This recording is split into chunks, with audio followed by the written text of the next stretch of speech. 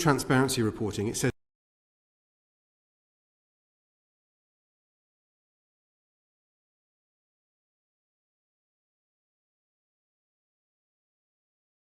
speech that's there. Does that mean that Facebook's transparency reports, without any context around those numbers, are essentially meaningless? I think it's important to, there's a pattern of behavior at Facebook, which is they are very good at dancing with data. That if you go and read that transparency report, the fraction that they're presenting is not total hate speech caught divided by total hate speech that exists, which is what you might expect given what they said. The fraction that they are actually presenting is the stuff that robots got divided by stuff robots got plus what humans reported and we took down. And it's true that 97% or something of what they take down happens because of their robots. But that's not actually the question we want answered. The question we want answered is, did you take the hate speech down? And the number I've seen is like 3 to 5%, but I wouldn't be surprised if there was some variation within the documents. I think it's a really important point, as essentially what we're looking at here is the creation of an independent regulator for the tech sector, that not only do we need answers, but we need to know what the right questions are as well, because the official statistics are so misleading. Part of why I came forward is I know that I have a specific set of expertise. Like, I've worked at 4 social networks. I am an algorithmic specialist, so I worked on search quality at Google. I ran ranking for the new home feed on Pinterest. I have an understanding of how AI can unintentionally behave. Facebook never set out to prioritize polarizing divisive content. It just happened to be a side effect of choices they did make. Part of why I came forward is that I am extremely, extremely worried about the condition of our societies, our condition of the global South, and the interaction of the choices Facebook has made and how it plays out more broadly. So things I'm specifically worried about are engagement-based ranking, which Facebook has said before. Mark Zuckerberg put out a white paper in 2018 saying engagement-based ranking is dangerous unless the AI can take out the bad things. And as you saw, they're getting 3 to 5% of things like hate speech. They're getting 0.8% of violence inciting content. Engagement-based ranking prioritizes that kind of extreme content. I'm deeply concerned about their underinvestment in non-English languages and how they mislead the public that they are supporting them. So Facebook says things like, we support 50 languages, when in reality, most of those languages get a tiny fraction of the safety systems that English gets. Also, I don't think this is widely known, UK English is sufficiently different that I would be unsurprised if the safety systems that they developed primarily for American English were actually under-enforcing in the UK. I wouldn't be unsurprised at that. And Facebook should have to disclose dialectical differences. I'm deeply concerned about the false choices that Facebook presents. They routinely try to reduce the discussion to things like, you can either have transparency or privacy. Which do you want to have? Or you can, if you want safety, you have to have censorship. When in reality, they have lots of non-content-based choices that would sliver off a half percentage point of growth, a percentage point of growth. And Facebook is unwilling to give up those slivers for our safety. And I came forward now because now is the most critical time to act. When we see something like an oil spill, that oil spill doesn't make it harder for a society to regulate oil companies. But right now, the failures of Facebook are making it harder for us to regulate Facebook. So on those failures, looking at the way the platform is moderated today, do you think unless there is change, do you think it makes it more likely that we will see events like the insurrection in Washington on the 6th of January this year, more violent acts that have been driven by Facebook systems? Do you think it's more likely we will see more of those events as things stand today? I have no doubt that the events we're seeing around the world, things like Myanmar and Ethiopia, those are the opening chapters, because engagement-based ranking does 2 things. One, it prioritizes and amplifies divisive, polarizing, extreme content, and 2, it concentrates it. And so if Facebook comes back and says, only a tiny sliver of content on our platform is hate, or only a tiny sliver is violence, 1, they can't detect it very well, so I don't know if I trust those numbers. But 2, it gets hyper-concentrated in 5% of the population. And you only need 3% of the population on the streets to have a revolution. And that's dangerous. I want to ask you a bit about that hyper-concentration, Sure. and particularly an area that you worked on in particular, and that's Facebook groups. I remember being told several years ago by a Facebook executive that the only way you could drive content through the platform was advertising. I think we see that is not true, and groups are increasingly used to shape that experience. We talk a lot about the impact of algorithmic-based recommendation tools like Newsfeed. To what extent do you think groups are shaping the experience for many people on Facebook? Groups play a huge and critical role in driving the experience on Facebook. When I worked on civic misinformation, this is like based on recollection, I don't have a document, but I believe it was something like 60% of the content in the newsfeed was from groups. I think a thing that's important for this group to know is that Facebook has been trying to extend the number of sessions, like get you to consume longer sessions, more content. And the only way they can do that is by multiplying the content that already exists on the platform. And the way they do that is with things like groups and reshares. So if I put one post into a 500,000 person group, that can go out to 500,000 people. And when combined with engagement-based ranking, that group might produce 500, 1,000 pieces of content a day, but only 3 get delivered.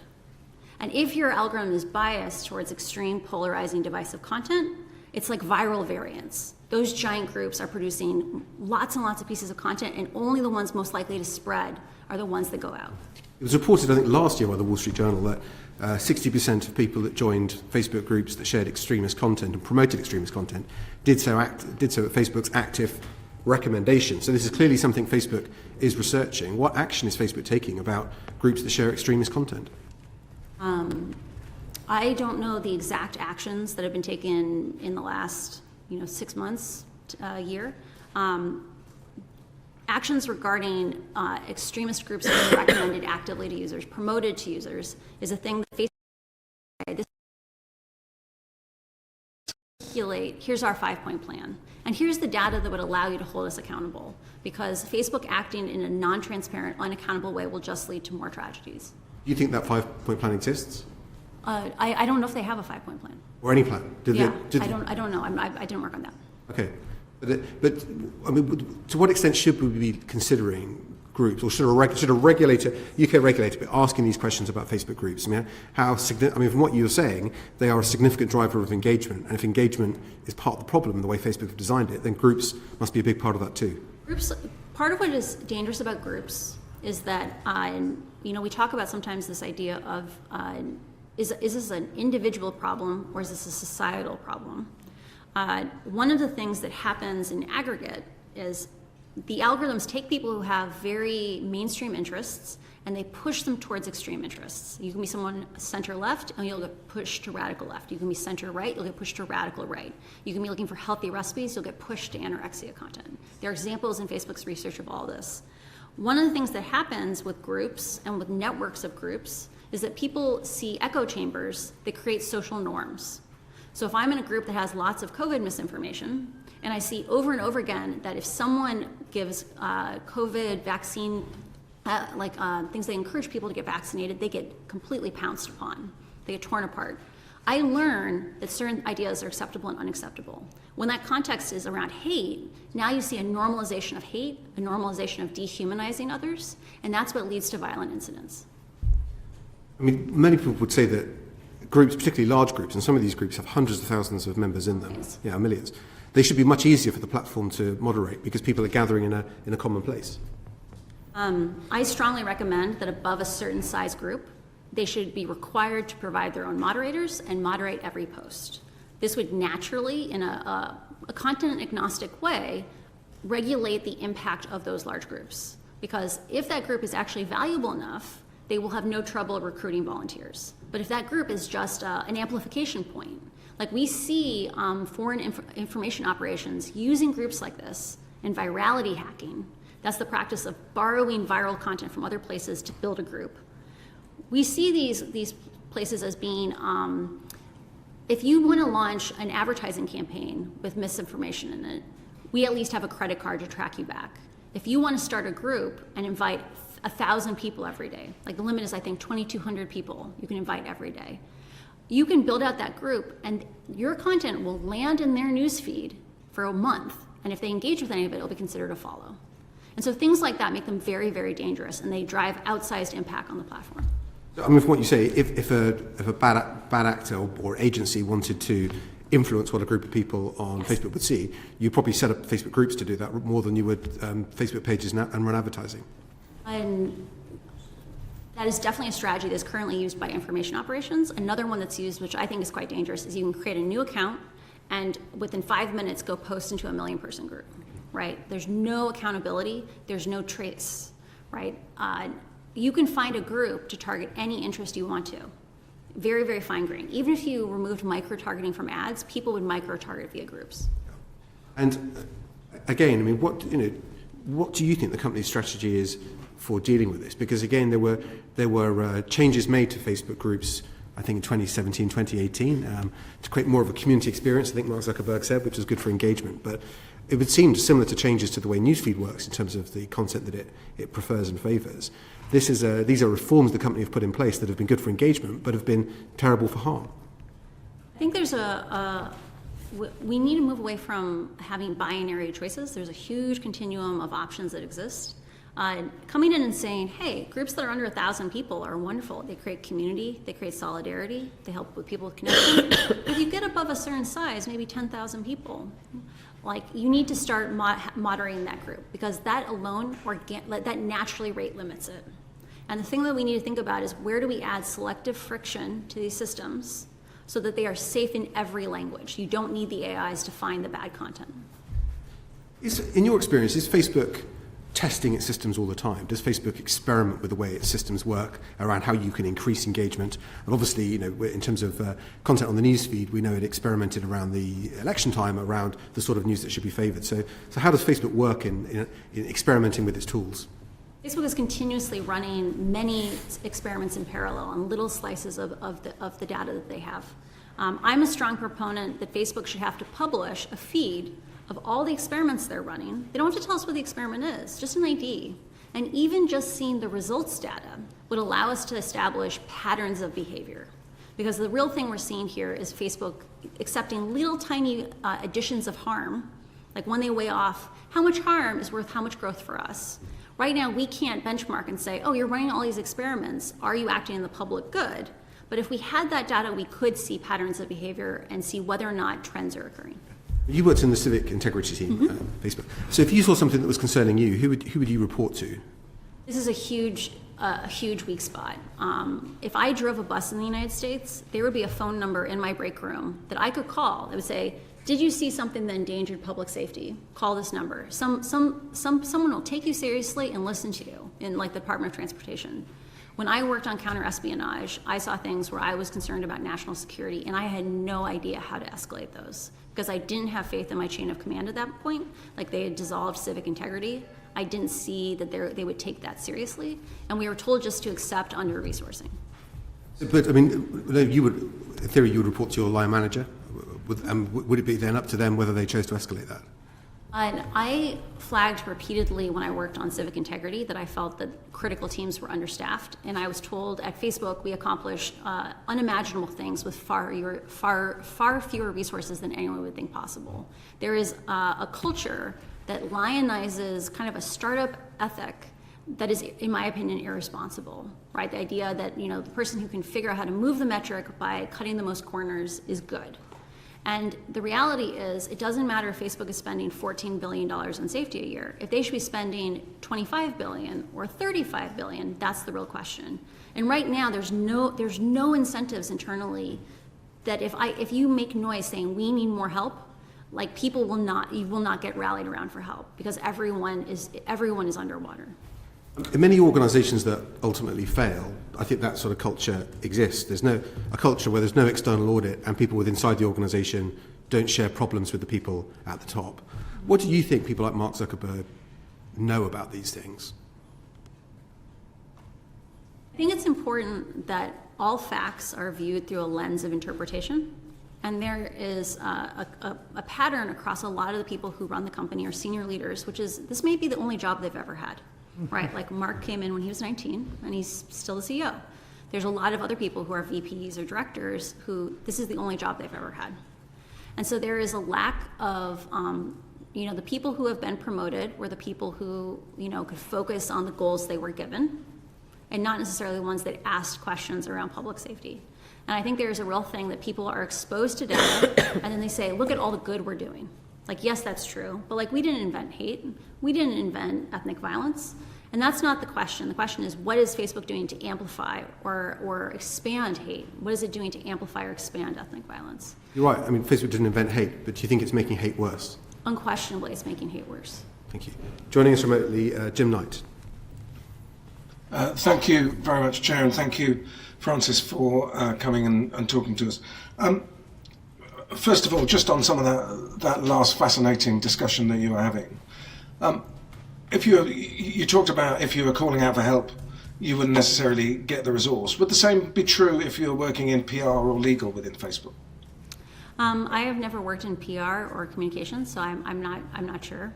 I do know that there is. I was shocked to hear recently that Facebook wants to double down on the metaverse, and that they're going to hire 10,000 engineers in Europe to work on the metaverse. Because I was like, wow, do you know what we could have done with safety if we'd had 10,000 more engineers? It would have been amazing. I think there is a view inside the company that safety is a cost center. It's not a growth center, which I think is very short term in thinking. Because Facebook's own research has shown that when people have worse integrity experiences on the site, they are less likely to retain. I think regulation could actually be good for Facebook's long-term success, because it would force Facebook back into a place where it was more pleasant to be on Facebook, and that could be good for the long-term growth of the company. Thank you. And then let me go back also to the discussion about Facebook groups, by which we're essentially talking about private groups, clearly. If you were asked to be the regulator of a platform like Facebook, how do you get the transparency about what's going on in private groups, given that they're private? I think there's a real bar. Like, we need to have a conversation as society around how many people, after a certain number of people have seen something, is it truly private, right? Is that number 10,000? Is it 25,000? Is it really private at that point? Because I think there's an argument that Facebook will make, which is that, there might be a sensitive group, which someone might post into, and we wouldn't want to share that even if 25,000 people saw it, which I think is actually more dangerous. Right, that if people are lulled into a sense of safety, that no one's going to see their hate speech, or no one's going to see maybe a more sensitive thing, like maybe they haven't come out yet, right? That is dangerous because those spaces are not safe, right? When 100,000 people see something, you don't know who saw it and what they might do. So I'm a big proponent of both Google and Twitter are radically more transparent than Facebook, right? People every day download the search results on Google and analyze them. And people publish papers. And because Google knows this happens, they staff software engineers who work on search quality to write blog posts. Twitter knows that 10% of all the public tweets end up going out on their fire hose. And people analyze those and do things like find information operation networks. And because Twitter knows someone is watching, they behave better. I think in the case of Facebook, and even with private groups, there should be some bar above which we say, enough people have seen this, it's not private.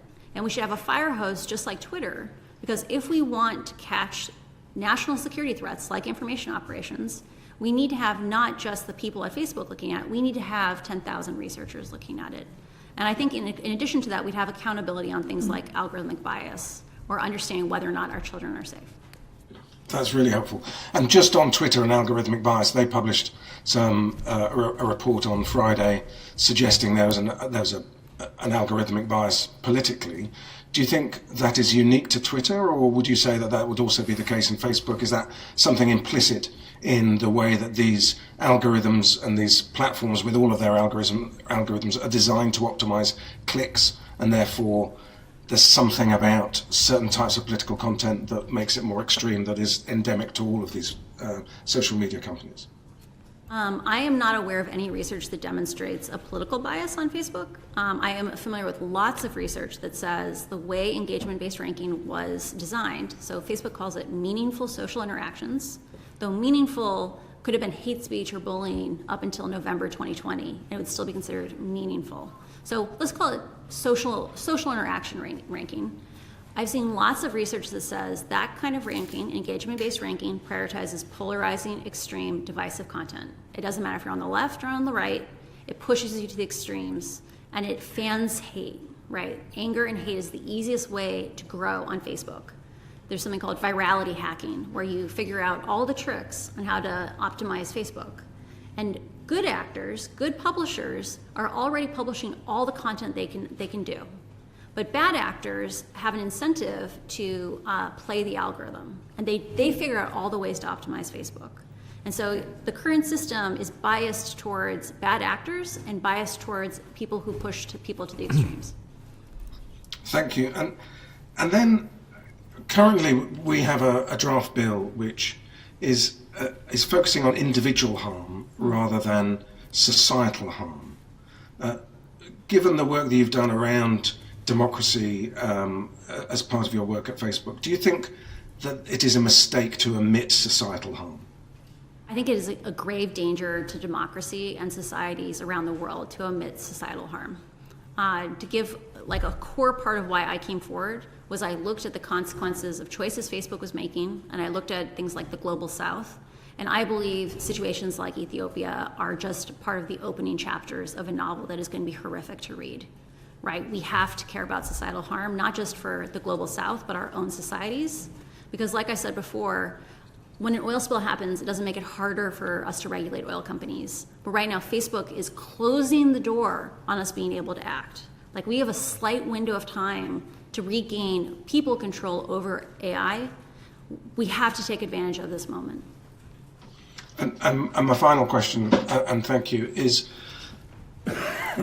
undoubtedly, just because you're a digital company, you'll have looked at user journeys and analysed in a lot of detail the data around how different user journeys work. Is there any relationship between paid for advertising and then moving into some of these dangerous private groups, possibly then being moved into messaging services, into encrypted messaging? Are there user journeys like that we should also be concerned about, particularly given that paid for advertising is currently excluded from this bill? I am extremely concerned about paid for advertising being excluded because engagement-based ranking impacts ads as much as it impacts organic content. I'll give you an example. Ads are priced partially based on the likelihood that people like them, reshare them, do other things to interact with them, click through on a link. An ad that gets more engagement is a cheaper ad. We have seen that over and over again in Facebook's research, it is easier to provoke people to anger than to empathy or compassion. And so we are literally subsidizing hate on these platforms. It is cheaper substantially to run an angry, hateful, divisive ad than it is to run a compassionate, empathetic ad. And I think there is a need for things, even discussing disclosures of what rates like people are paying for ads, having full transparency on the ad stream, and understanding what are those biases that come in how ads are targeted. In terms of user journeys from ads to extreme groups, I don't have documents regarding that, but I can imagine it happening. Beeben Kidron. Hi, thank you, Francis, and thank you really very much for being here and taking a personal risk to be here. We are grateful. I really wanted to ask a number of questions that sort of speak to the fact that this system is entirely engineered for a particular outcome. And maybe you could start by telling us, what is Facebook optimized for? I think a thing that is not necessarily obvious to us as consumers of Facebook is that Facebook is actually a two-sided marketplace. It is about producers in addition to being about consumers. Like, you can't consume content on Facebook without getting someone to produce it. Facebook's switched over to engagement-based ranking. They said, the reason we're doing this is we believe it's important for people to interact with each other. We don't want people to mindlessly scroll. But a large part of what was disclosed in the documents was that a large factor that motivated this change was that people were producing less content. Facebook has run things called producer-side experiments, where they artificially give people more distribution to see what is the impact on your future behavior of getting more likes, more reshares. Because they know if you get those little hits of dopamine, you're more likely to produce more content. And so right now, Facebook has said repeatedly, it's not in our business interest to optimize for hate. It's not in our business interest to give people bad experiences. But it is in Facebook's interest to make sure the content production wheel keeps turning, because you won't look at ads if your feed doesn't keep you on the site. And Facebook has accepted the costs of engagement-based ranking because it allows that wheel to keep turning. So that actually leads beautifully to my next question, which is I was really struck not so much by the harms, because in a funny way, they just gave evidence to what a lot of people have been saying for a long time and a lot of people have been experiencing. But what was super interesting was that again and again, the documents show that Facebook employees were saying, oh, you could do this, you could do that. And I think that a lot of people don't understand what you could do. So I'd really love you to say to the committee, unpack a little bit, what were Facebook employees saying we could do about provide the body image issues on Instagram? What were they saying about ethnic violence, and what were they saying about the democratic harms that you were just referring to? I have been mischaracterized repeatedly in certain parts of the internet that I'm here as like a plant to get more censorship. One of the things that I saw over and over again in the docs was that there are lots and lots of solutions that don't involve picking good and bad ideas. They're about designing the platform for safety, slowing the platform down, and that when you give people more content from their family and friends, you get for free less hateful, divisive content. You get less misinformation. Because the biggest part that's driving misinformation is these hyper distribution nodes, these groups where it goes out to 500,000 people. Some examples of non-content-based interventions are things like, let's imagine Alice posts something, and Bob reshares it, and Carol reshares it, and now it lands in Dan's newsfeed. If Dan had to copy and paste that to continue to share it, so his share button was grayed out, that's a 2-hop reshare chain. That has the same impact as the entire third-party fact-checking system, only it's going to work in the global south. It doesn't require us to have a language-by-language system. It just slows the platform down. Moving to systems that are human-scaled instead of having AI tell us where to focus is the safest way to design social media. And I want to remind people, we liked social media before we had an algorithmic feed. And Facebook said, like, if you move to a chronological feed, you won't like it. And it's true, with groups that are 500,000 people, where it's just like a spraying content at people, you're not going to like it. But Facebook has choices that it could do in different ways. It could have groups that were designed, like these things called Discord servers, where it's all chronological, but people break out into different rooms as it gets too crowded. That's a human intervention, a human scale solution, not an AI-driven solution. And so slowing the platform down, content agnostic strategies, human scale solutions, that's the direction we need to go. Why don't they do it? So each one of these interventions, so in the case of reshares, there are some countries in the world where 35% of all the content in the newsfeed is a reshare. And the reason why Facebook doesn't, crack down on reshares, or do friction on them at least, is because they don't want to lose that growth. They don't want 1% shorter sessions, because that's also 1% less revenue. And so Facebook has been unwilling to accept even little slivers of profit being sacrificed for safety. And that's not acceptable. And I wanted to ask you in particular about what a break glass measure is, if you would tell us. Facebook's current security strategy, safety strategy, is that it knows engagement-based ranking is dangerous, but the AI is going to pick out the bad things. But sometimes the heat in a country gets hotter and hotter and hotter. It might be a place like Myanmar that didn't have any misinformation classifiers, or like labeling systems, no hate speech labeling classifying systems, because their language wasn't spoken by enough people. They allow the temperature in these countries to get hotter and hotter and hotter. And when the pot starts boiling over, they're like, oh no, we need to break the glass. We need to slow the platform down. And Facebook has a strategy of only when crisis has begun, it slows the platform down, instead of watching as the temperature gets hotter and making the platform safer as that happens. So that's what break glass measures are. Okay, so I guess why I'm asking these questions is if you could slow it down, make the groups smaller, have break glass as a norm rather than in emergency. These are all really safety by design strategies. Yeah. These are all just saying, make your product fit for purpose. Can you just say if you think that those could be mandatory in the bill that we're looking at? Facebook right now has characterized the reason why they turned off their break the glass measures after the US 2020 election was because they don't believe in censorship. These measures had largely nothing to do with content. there were questions around how much do you amplify a live video? Do you give it a 600x multiplier or a 60x multiplier?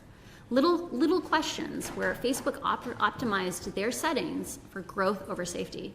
And I think there's a real thing that we need to think about safety by design first.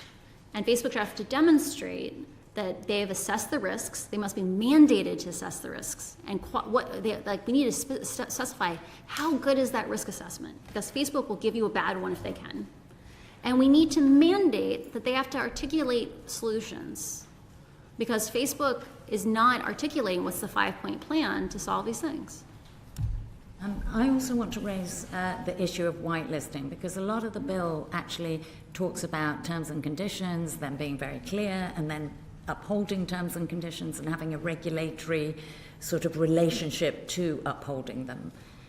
But what about whitelisting, where some people are exempt from terms and conditions? Can you give us your view on that? So for those who are not familiar with the reporting by the Wall Street Journal, there's a program called Crosscheck. So Crosscheck was a system where about 5 million people around the world, I think it's maybe 5.7 million, were given special privileges that allowed them to skip the line, if you will, for safety systems, right? So the majority of safety systems inside of Facebook didn't have enough staffing to actually manually review. Facebook claimed this is just about a second check, about making sure the rules are applied correctly. And because Facebook was unwilling to invest enough people to do that second check, they just let people through. And so I think there's a real thing of, unless we have more avenues to understand what's going on inside the company, like for example, imagine if Facebook was required to publish its research on a 1-year lag, right? If they have tens of billions of dollars of profit, they can afford to solve problems on a 1-year lag, right? We should be able to know that systems like this exist because no one knew how bad the system was, because Facebook lied to their own oversight board about it. I think the last area I really want to think about is, obviously all the documents you bring come from Facebook, but we can't really regulate for this company in this moment. We have to look at the sector as a whole, and we have to look into the future. And I just wonder whether you have any advice for that, because we're not trying to kill Facebook, we're trying to make the digital world better and safer for its users. Engagement-based ranking is a problem across all sites, right? All sites are going to be, it's easier to provoke humans to anger. Engagement-based ranking figures out our vulnerabilities and panders to those things. I think having mandatory risk assessments and mandatory remediation strategies, we need ways to hold these companies accountable, is critical, because companies are going to evolve. They're going to figure out how to sidestep things. And we need to make sure that we have a process that is flexible and can evolve with the companies over time. Fantastic. And finally, really, just, do you think that the scope of the bill, it's user to user and search, do you think that's a wise move, or should we be looking for some systemic solutions for the sector more broadly? User to user and search.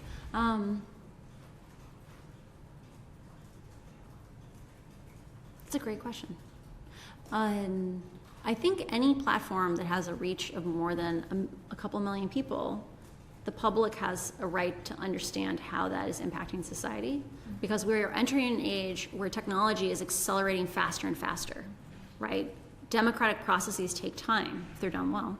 And we need to be able to think about how will we know when the next danger is looming. Because, for example, in my case, because Facebook is a public company, I could file with the SEC for whistleblower protections. If I had worked at TikTok, which is growing very, very fast, that's a private company, and I wouldn't have had any avenue to be a whistleblower. And so I think there is a real thing of thinking about any tech company that has a large societal impact. We need to be thinking about how do we get data out of that company, because, for example, you can't take a college class today to understand the integrity systems inside of Facebook. The only people who understand it are people inside of Facebook. And so thinking systematically about, for large tech companies, how do we get the information that we need to make good decisions is vital. Thank you so much. Thanks, Jen. You mentioned the Oversight Board. I know you're going to be meeting with the Oversight Board. They themselves don't have access to the sort of information you've been publishing or the information you've been discussing. But do you think the Oversight Board should insist on that transparency or disband itself? I always reject binary choices. I'm not an A or B person. I love C and D. I think there is a great opportunity for the Oversight Board to experiment with what is its bounds. You know, this is a defining moment for the Oversight Board. What relationship does it want to have with Facebook? And I think I hope the Oversight Board takes this moment to step up and demand a relationship that has more transparency, because they should ask the question, why was Facebook able to lie to them in this way? What enabled that? Because if Facebook can come in there and just actively mislead the Oversight Board, which is what they did, I don't know what the purpose of the Oversight Board is. More of a hindsight board than an oversight board, isn't it? Yeah. Tim Clement-Jones. Francis, hello. You've been very eloquent about the impact of the algorithm. You've talked about ranking, pushing extreme content, the amplification of that sort of content, an addiction driver, I think you've used the phrase. And this follows on really from talking about the Oversight Board or a regulator over here, or indeed trying to construct a safety by design regime. What do we need to know about the algorithm, and how do we get that, basically? Should it be about the output of an algorithm, or should we be actually inspecting the entrails for a code? When we talk about transparency, it's very easy just to say, oh, we need to be much more transparent about the operation of these algorithms. But what does that really mean? I think it's always important to think about Facebook as a concert of algorithms. There are many different algorithmic systems, and they work in different ways. Some are amplification systems, some are downregulation systems. And understanding how all those parts work and how they work together is important. So I'll give you an example. Facebook has said engagement-based ranking is dangerous unless you have this AI that's going to pick out the extreme content. Facebook has never published which languages are supported and which integrity systems are supported in those languages.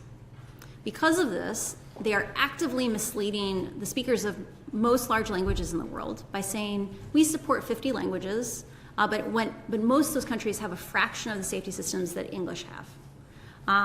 When we say, how does the algorithm work, we need to be thinking about what is the experience of the algorithm for lots of individual populations. Because the experience of Facebook's newsfeed algorithm in a place that doesn't have integrity systems on is very different than, say, the experience in Menlo Park. And so I think some of the things that need to happen are, there are ways of doing privacy-sensitive disclosures of, we call it segmentation. So imagine if you divided the United States up into 600 communities based on what pages and groups people interact with, their interests. You don't need to say this group is, 35 to 40-year-old white women who live in the South. You don't need to say that. You can have a number on that cluster, but understanding, are some groups disproportionately getting COVID misinfo? Right now, 4% of those segments are getting 80% of all the misinfo. We didn't know that until my disclosure. For hate speech, it's the same way. For violence incitement, it's the same way. And so when we say, do we understand the algorithm, we should really be asking, do we understand the experiences of the algorithm? And that if Facebook gives you aggregate data, it will likely hide how dangerous the systems are. Because the experience of the 95th percentile for every single integrity harm is radically different, or the 99th percentile is even more radically different than the median experience. And I want to be really clear, the people who go and commit acts of violence, those are people who get hyper exposed to this dangerous content. And so we need to be able to break out by those extreme experiences. That's really interesting. I mean, do you think that that is practical for Facebook to produce? Would they need to have further research, or have they got ready access to that kind of information? You could produce that information today, right? So the segmentation systems exist. That was one of the projects that I founded when I was at Facebook. That segmentation has been used since for different problem areas like COVID misinformation. And they already produce many of these integrity-like statistics. So part of what's extremely important about Facebook should have to publish which integrity systems exist and in which languages, is right now, let's imagine we are looking at self-harm content for teenagers. Let's imagine we came in and said, we want to understand how is self-harm concentrated across these segments. Facebook's most recent position, according to a governmental source we talked to, was that they said, we don't track self-harm content. We don't know who's overexposed. If they were forced to publish what integrity systems exist, we could say, wait, why don't you have a self-harm classifier? You need to have one so we can answer this question of, is the self-harm content focused on 5% of the population? Because we can answer that question if we have the data. And we should wrap that into a risk law. assessment that we Yes. require to be delivered to us, basically. If I were writing standards on risk assessments, a mandatory provision I would put in there is you need to do segmented analysis because the median experience on Facebook is a pretty good experience. The real danger is that 20% of the population has a horrible experience or an experience that is dangerous. And is that the core of what we would need by way of information from Facebook or other platforms? Or is there other information about data? Or, I mean, what else do we need to be really effective in risk assessment? I think there's an opportunity. Imagine if for each of those integrity systems, Facebook had to show you a sampling of content at different scores, right? We would be able to come in there. So a problem that I'm really concerned about is that Facebook has trouble differentiating but in many languages, the difference between terrorism content and counterterrorism content. So think about the role of counterterrorism content in a society. It's how people make society safer. Because Facebook's AIs don't work very well, for the language that was in question, I believe it was an Arabic dialect, 76% of the counterterrorism content was getting labeled as terrorism. If Facebook had to disclose content at different scores, we could go and check and say, oh, interesting, this is where your systems are weak and for which languages, because each language performs differently. I think there is a real importance for if there were a fire hose for Facebook, and Facebook had to disclose what the scoring parameters were, I guarantee you researchers would develop techniques for understanding the roles of those scores and amplifying which kinds of content. John Nicholson. Thank you very much indeed, Chair, and thank you so much for joining us. You might be interested to know that you're trending on Twitter. Right now? So people are listening. Yeah. I thought the most chilling sentence that you've come out with so far this afternoon, I wrote it down, anger and hate is the easiest way to grow on Facebook. I mean, that's shocking, isn't it? What a horrendous insight into contemporary society on social media that should be the case.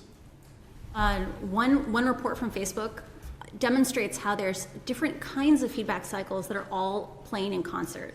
So it said, when you look at the hostility of a comment thread, so let's look at a single publisher at a time and take all the content on Facebook and look at the average hostility of that comment thread. The more hostile the comment thread, the more likely a click will go out to that publisher, right? Anger incites traffic outwards, which means profit.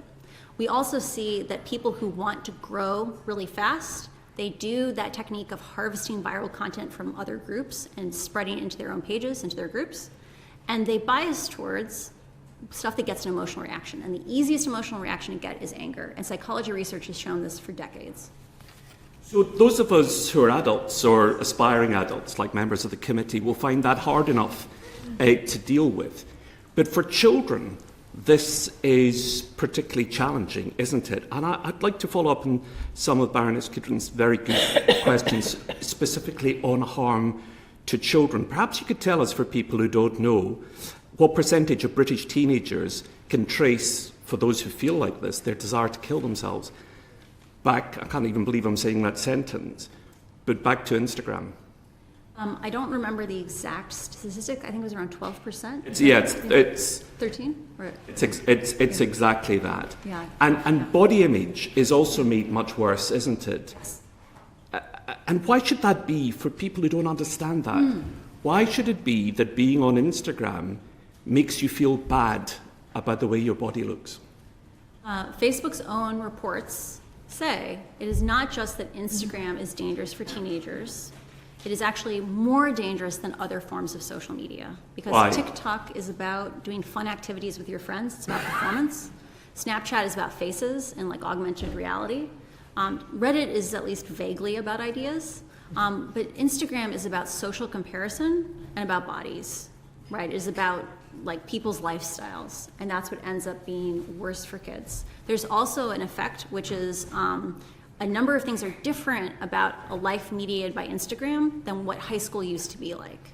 So when I was in high school, it didn't matter if your experience at high school was horrible. Most kids had good homes to go home to, and they could, at the end of the day, disconnect. They would get a break for 16 hours.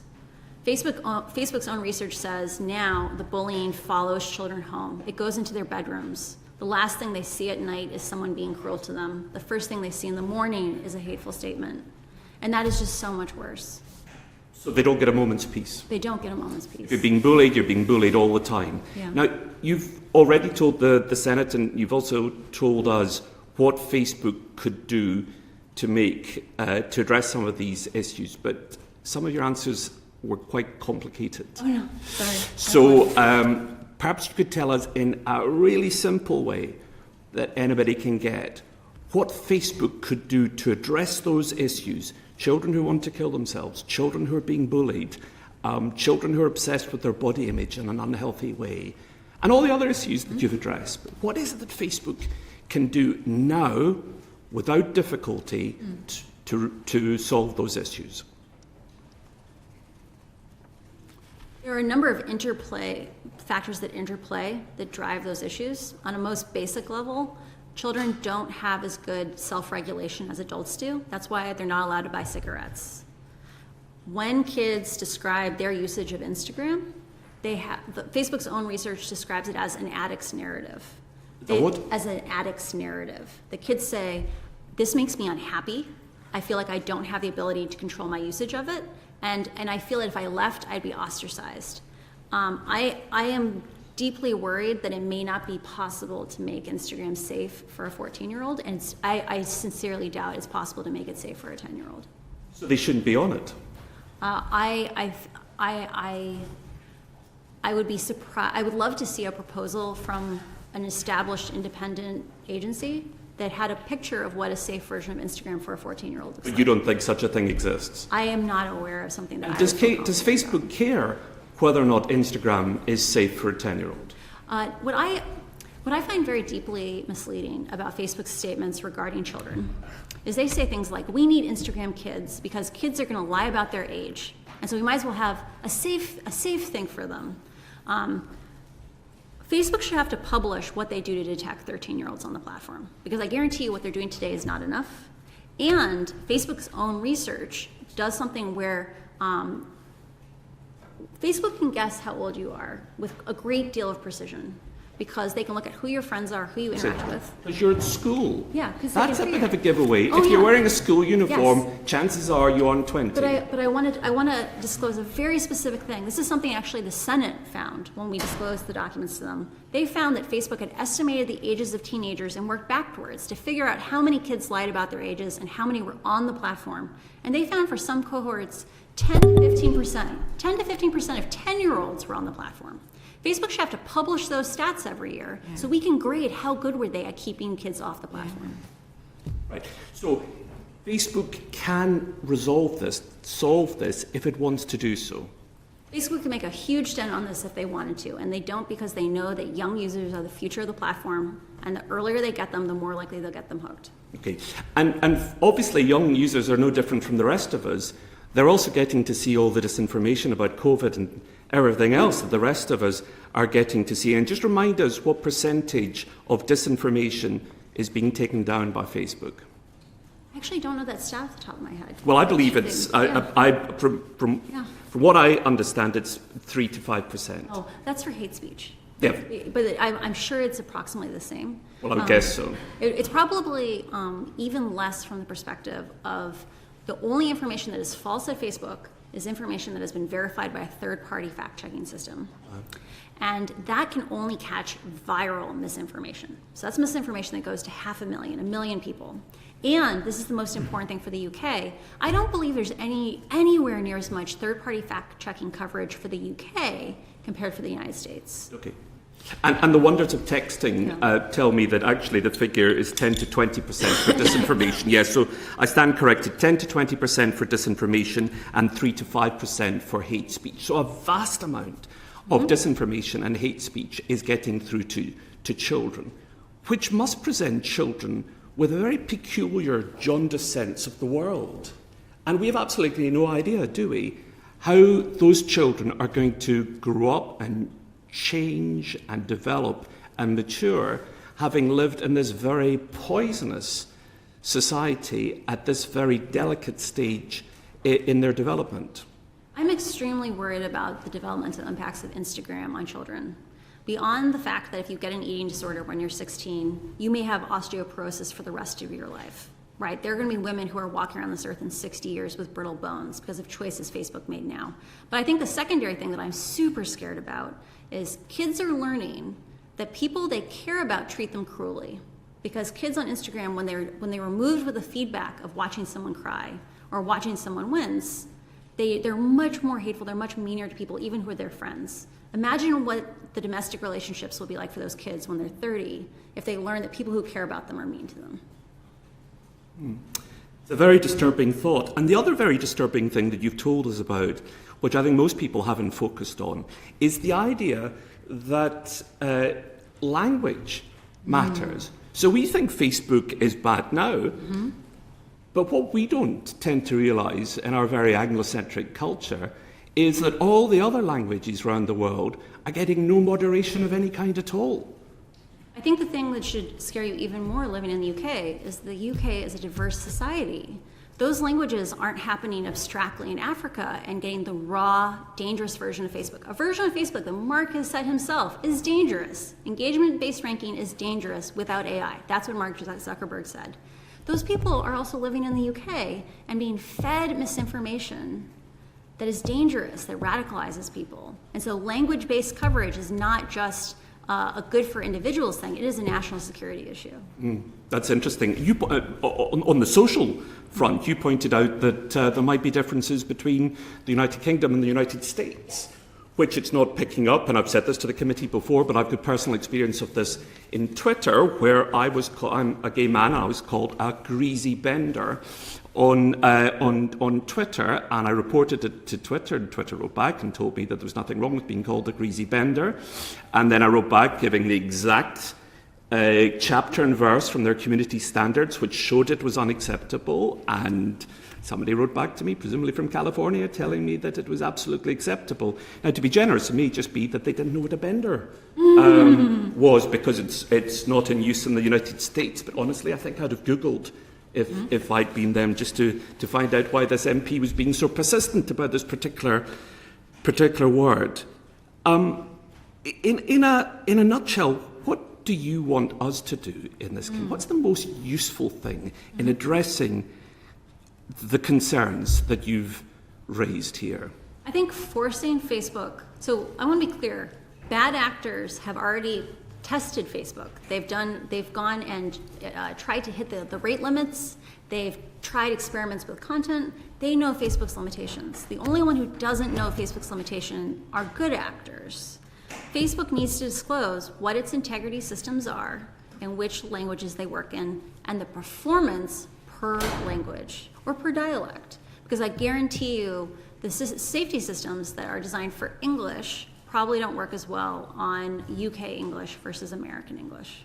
All of this makes Facebook sound relatively benign, doesn't it? As if it's just not doing quite what it should be doing. But what your evidence has shown to us is that Facebook is failing to prevent harm to children. It's failing to prevent the spread of disinformation. It's failing to present hate speak. It does have the power to deal with these issues. It's just choosing not to, which makes me wonder whether Facebook is just fundamentally evil. Is Facebook evil? I cannot see into the hearts of men.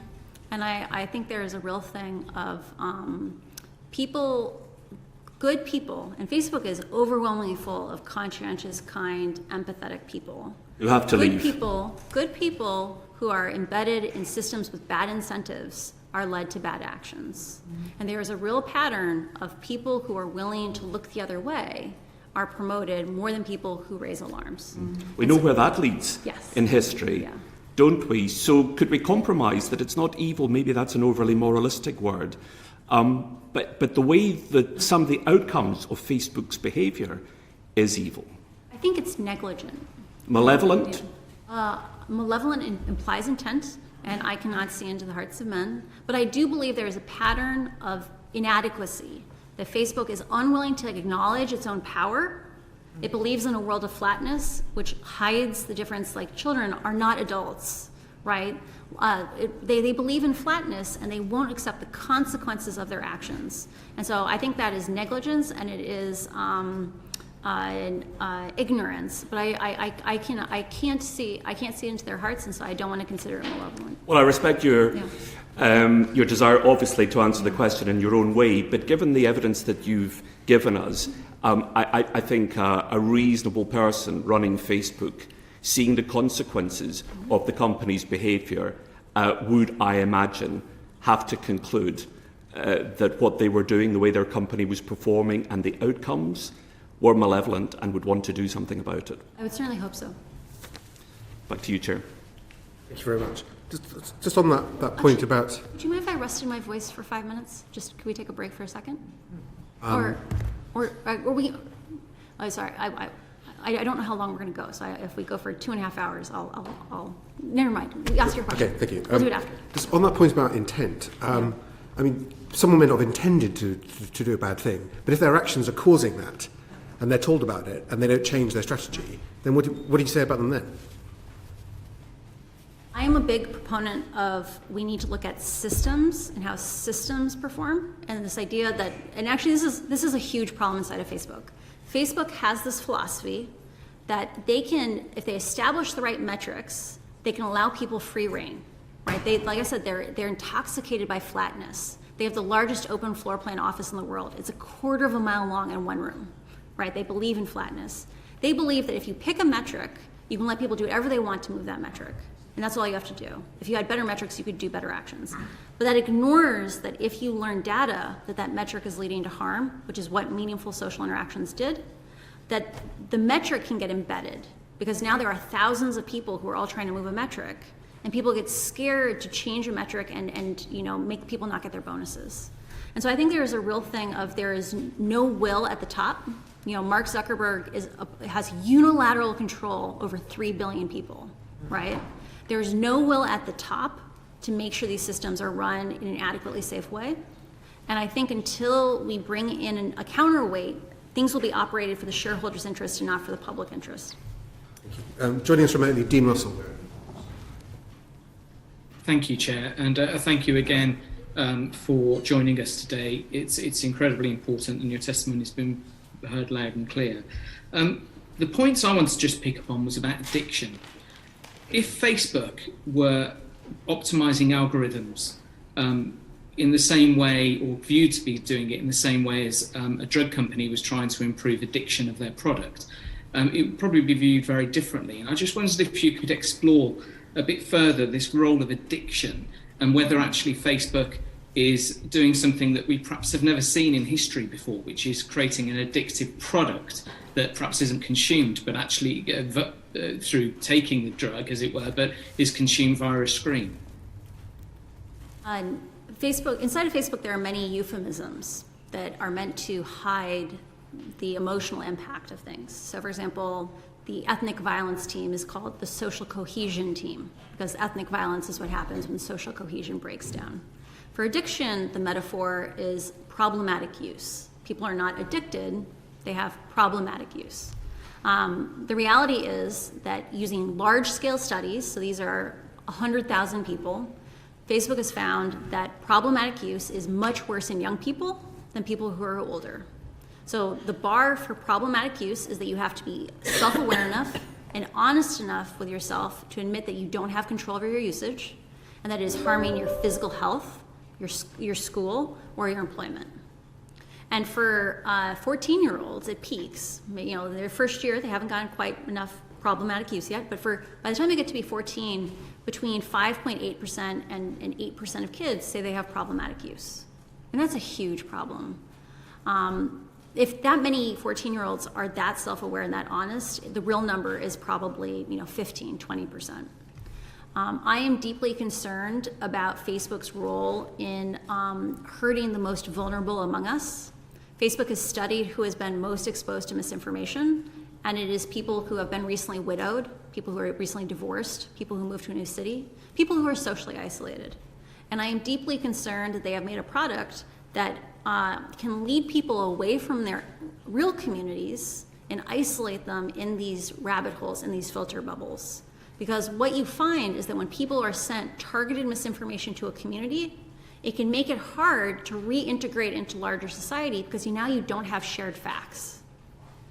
So that's the real harm. I like to talk about the idea of the misinformation burden instead of thinking of it as, because it is a burden when we encounter this kind of information. Facebook right now doesn't have any disincentive for trying to do high quality shorter sessions. Imagine if there was a sin tax that was a penny an hour, right? So this is like dollars a year for Facebook per user. Imagine if there was a sin tax that pushed Facebook to have shorter sessions that were higher quality. Nothing today is incentivizing them to do this. All the incentives say if you can get them to stay on the platform longer, you'll get more ad revenue, you'll make more money. And so with that, and thank you, that's very helpful. But in terms of the way that often the discussion is around the bill, especially that we're looking at, the online safety bill, is around the comparison being with it being a publisher or publishing platform. But should we be looking at this much more about almost a product approach, which in essence is causing addiction, as you say, with young people? And as you mentioned earlier about the impact on, trying to get a greater high almost through the dopamine in their brain. So we've heard previous testimony from experts highlighting that actually children's brains seem to be changing because they're using Facebook and other platforms to a large extent over many, many hours. And if they were being given a white powder and they were having the same symptoms, the same outputs, we'd be very quick to clamp down on that. But because it's via a screen and we call it Facebook and we think everyone's using it nicely, that doesn't happen. So I'd just be interested in your view on the impact on children, whether Facebook have actually been looking at that, but also whether we should be doing this almost with regards to Facebook being a product rather than a platform. I find it really telling that if you go to Silicon Valley and you look at the most elite private schools, they often have zero social media policies, that they try to establish cultures where you don't use phones and you don't connect with each other on social media. The fact that that is a trend in the most elite private schools in Silicon Valley, I think should be a warning to us all. It is super scary to me that we are not taking a safety first perspective with regard to children, right? Safety by design is so essential with kids because the burden that we've set up till now is the idea that the public has to prove to Facebook that Facebook is dangerous. Facebook has never had to prove that their product is safe for children, right? And we need to flip that script. With pharmaceuticals, a long time ago we said it's not the obligation of the public to say this medicine is dangerous, it's the obligation of the producer to say this medicine is safe. We've done this over and over again, and this is the right moment to act. This is the moment to change that relationship with the public. And if I may, just on that point, sorry, my screen seems to be switching off. My apologies. With regards to that point of addiction, have there been any studies from your awareness within Facebook and within the documents you've seen where they have actually looked at how they can increase addiction via the algorithms? I have not seen any documents that are as explicit as saying Facebook is trying to make addiction worse, but I have seen documents where on one side someone's saying the number of sessions per day that someone has, the number of times they visit Facebook, is indicative of their risk of exhibiting problematic use. But on the other side, they're clearly not talking to each other. Someone says, interesting, an indicator that people will still be on the platform in 3 months is if they have more sessions every day. We should figure out how to drive more sessions. And this is an example of Facebook is not, because their management style is flat, there isn't enough cross-promotion. There's not enough cross-filtration. And the side that is responsible for growing the company is often is kept away from the side that highlights harms. And that kind of world where it's not integrated, that causes dangers and it makes the problem worse. Thank you. Sorry, Dave, we can pause there. It's 25 to 2. We're going for over an hour, so I think we'll take a 10-minute break at this point. Lovely. Thank you so much.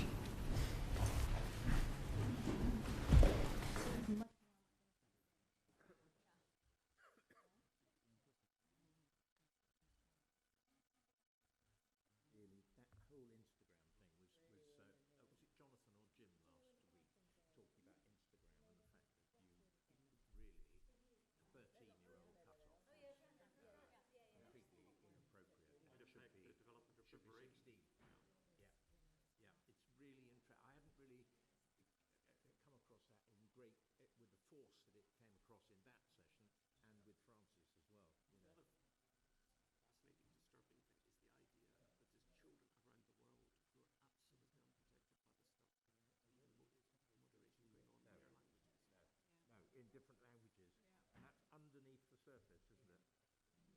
She's, my goodness me, she's a good witness, isn't she? Chair, can I just check if I can come back in with the rest of my questions after the break? David, are we off? Yeah, we're off.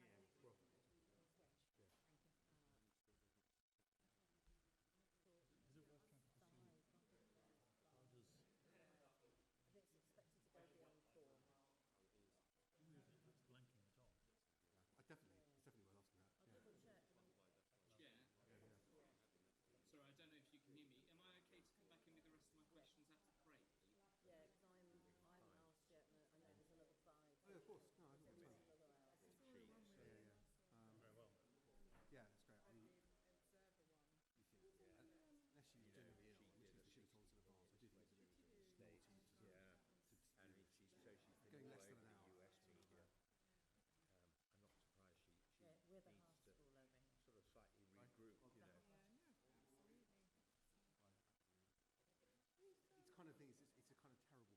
quite sensible to just let down all the Exactly. What you don't want is when the idea of you have someone who effectively use these breaks to take a briefing from their lawyers and then come back in with a new story.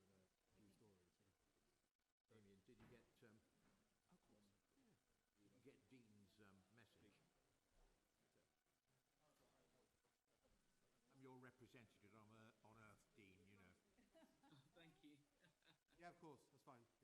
Oh, thank you. I don't want to see a non-smiley face there, you know. It's much appreciated.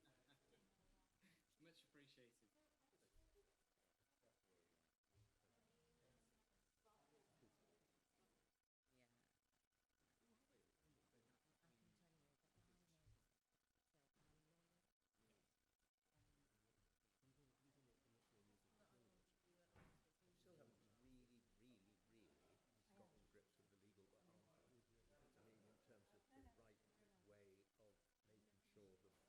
it right. We've heard the emotional reason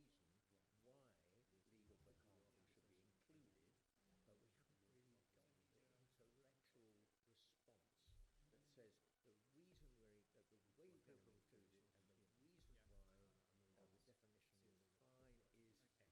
intellectual response that says the reason the way we're going to include it and the reason why the definition is fine is X, Y, and Z. We're there, yeah. You know, I mean, my view is that you can justify it and say, well, pushing misogyny, pushing extremism on algorithms and so on. You can't always say that is illegal and harmful. So you've got to capture that. The question is, you know, how much do you leave to Ofcom? How much do you leave to the bill? How much, if at all, do you leave to the Secretary of State? So it's quite exactly. Oh yeah. The thought of Nadine telling us what we should have on social media is not a good idea. I could imagine the worst case scenario. I don't want to personalise it, but Don't worry, I have no problem with that. I don't want to do something more for them. I mean, But then I don't have to face her across in the chamber. I mean,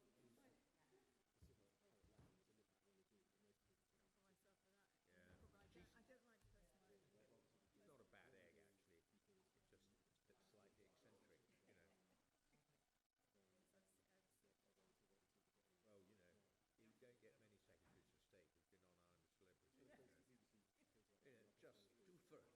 example. So that doesn't, you're not tempted to do that. You know, it's the insects that put me off. Oh, the tucker, whatever it is, you know. The insect stuff and so on, it's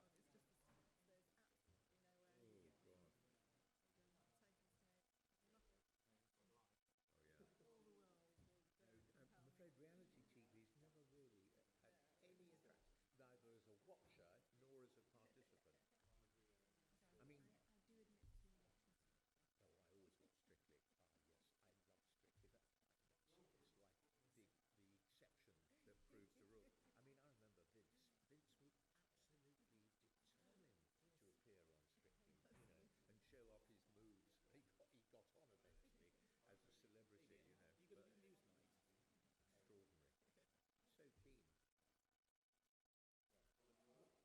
So keen. Because I don't know what, we haven't got any bits in tomorrow morning, but in my experience, often if you do Newsnight on the BBC, you won't talk to you in the morning. And I was allowed to do it in the morning, so yeah, if you wanted to...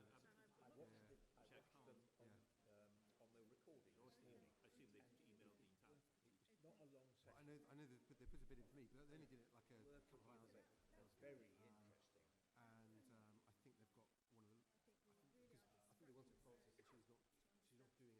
And how that's affecting our behaviour, and particularly I think children with having their brains being a lot more malleable and you know, their language and environment changes. Yes. But that's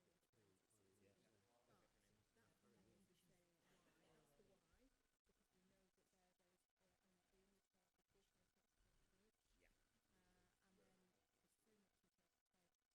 Yeah. And then there's so much interpretation definitions that we need to get to grips with. I think there's so much evidence in terms of. Oh, yes. I mean, the groups thing is...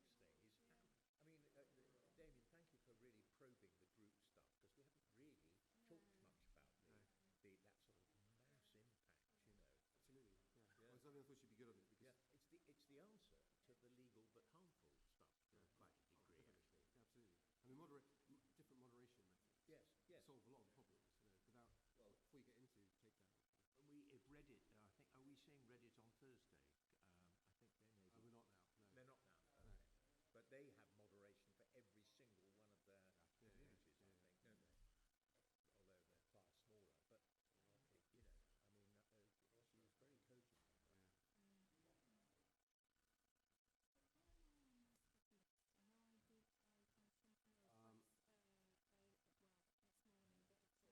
So I've got... Dean's going to finish off. Then Guy... I don't think to do with below the line very much, have we? We didn't get onto that much on Thursday, did we?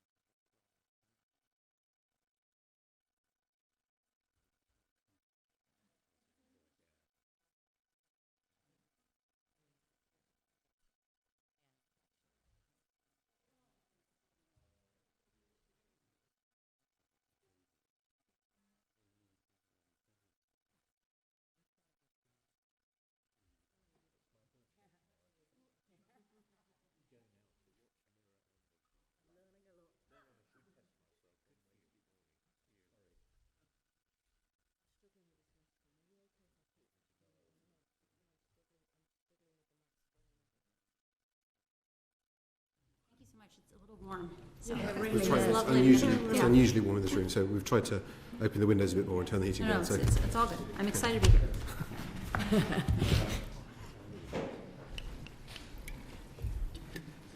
okay, yeah. We on? Right, thank you. The evidence session will now resume, and I'd like to ask Dean Russell to continue with his questions. Thank you, Chair, and thank you again for your responses earlier. The question I just want to build upon, I've got a few more questions, but hopefully won't take too long.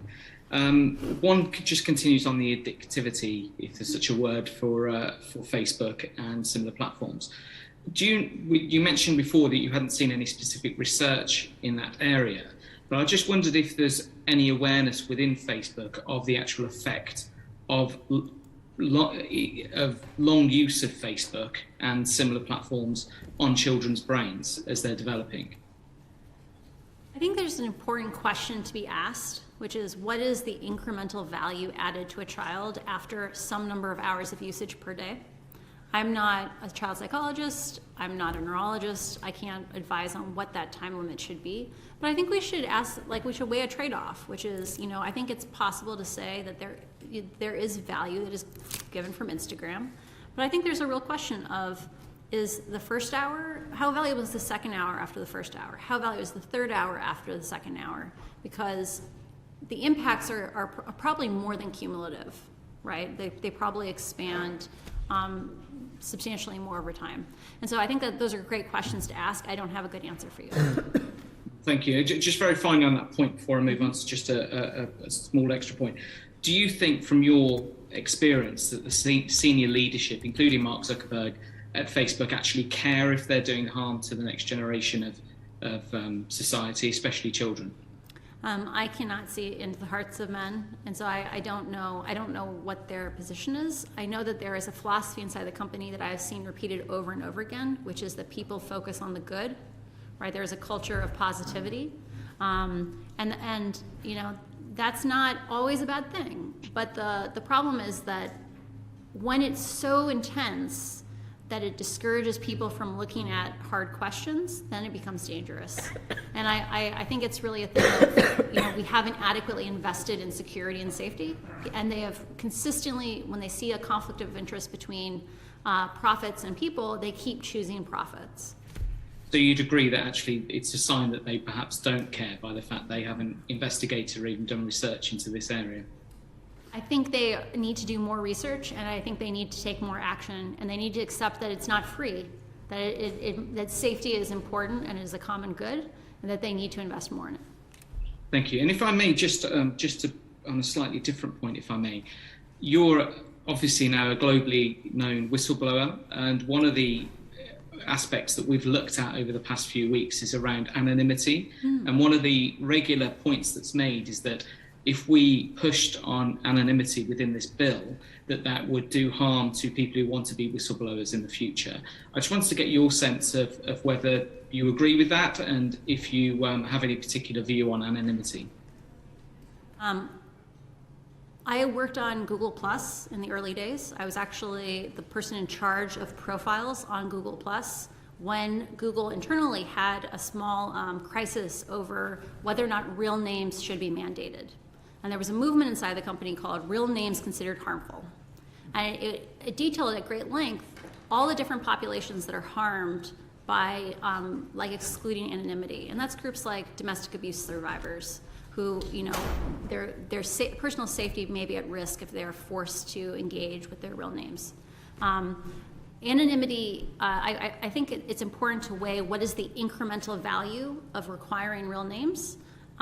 Real names are difficult to implement. So most countries in the world do not have digital services where we could verify someone's ID versus their picture or a database. And in a world where someone can use a VPN and claim they're in one of those countries and register a profile, that means they could still do whatever action you're afraid of them doing today. The second thing is that Facebook knows so much about you. And if they're not giving you information to facilitate investigations, that's a different question. Facebook knows a huge amount about you today. Like the idea that you're anonymous on Facebook is I think not actually accurate for what's happening, and we still see these harms. But the third thing is the real problem here is the systems of amplification. Like this is not a problem about individuals. It is about having a system that prioritizes and mass distributes divisive, polarizing, extreme content, and that in situations where you just limit content, or not limit, when you just show more content from your family and friends, you get for free, safer, less dangerous content. And I think that's the greater solution. And so very finally, just in terms of anonymity for this report then, are you saying that we should be focusing more on the proliferation of content to large numbers than we should on anonymity of the source of the content? Yes, I think the much more scalable, effective solution is thinking about how is content distributed on these platforms, what are the biases of the algorithms, what are they distributing more of, and concentration, like are certain people being pounded with this bad content? For example, this happens on both sides. It's both people being hyper-exposed to toxicity and hyper-exposed to abuse, right? Yeah, thank you. I'll pass back over to the chair now because I know I've got colleagues who wanted to come in. Thank you very much. Thank you. I just wanted to ask you about the point you just made on anonymity. From what you're saying, it sounds like anonymity currently exists to hide the identity of the abuser from their victim, but not the identity of the abuser to the platform. Platforms have far more information about accounts than I think people are aware of. And platforms could be more helpful in identifying those connections in cases of crimes. And so I think it's a question of Facebook's willingness to act to protect people, more so than a question of are those people anonymous on Facebook. The reason I think it's a particularly pertinent point here, we're having this debate on anonymity, is that one of the concerns is that if you say, well, the platform should always know who the account user is, so if there was a request from law enforcement that they could comply with it. And some people say, well, if we do that, there's a danger of their systems being hacked or that information being got at in another way. But from what you're saying is practically, the company already has that data and information anyway. It knows so much about each one of its users, regardless of the settings for an account. And obviously in Facebook, you have to have your own name for the account anyway, in theory. I think what you're saying is in practical terms, anonymity doesn't really exist because the companies know so much about you. You could imagine designing Facebook in a way where as you use the platform more, you've got more reach, right? Like the idea that reach is earned, it is not a right. In that world, as you interact with the platform more, the platform will learn more and more about you. The fact that today you can make a throwaway account and take an action, like that opens up all sorts of doors. But I just want to be clear, in a world where you require people's IDs, you're still going to have that problem because Facebook will never be able to mandate that for the whole world because lots of countries don't have those systems. And as long as you can pretend to be in that country and register an account, you're still going to see all those harms. Thank you. Guy Black. Thank you.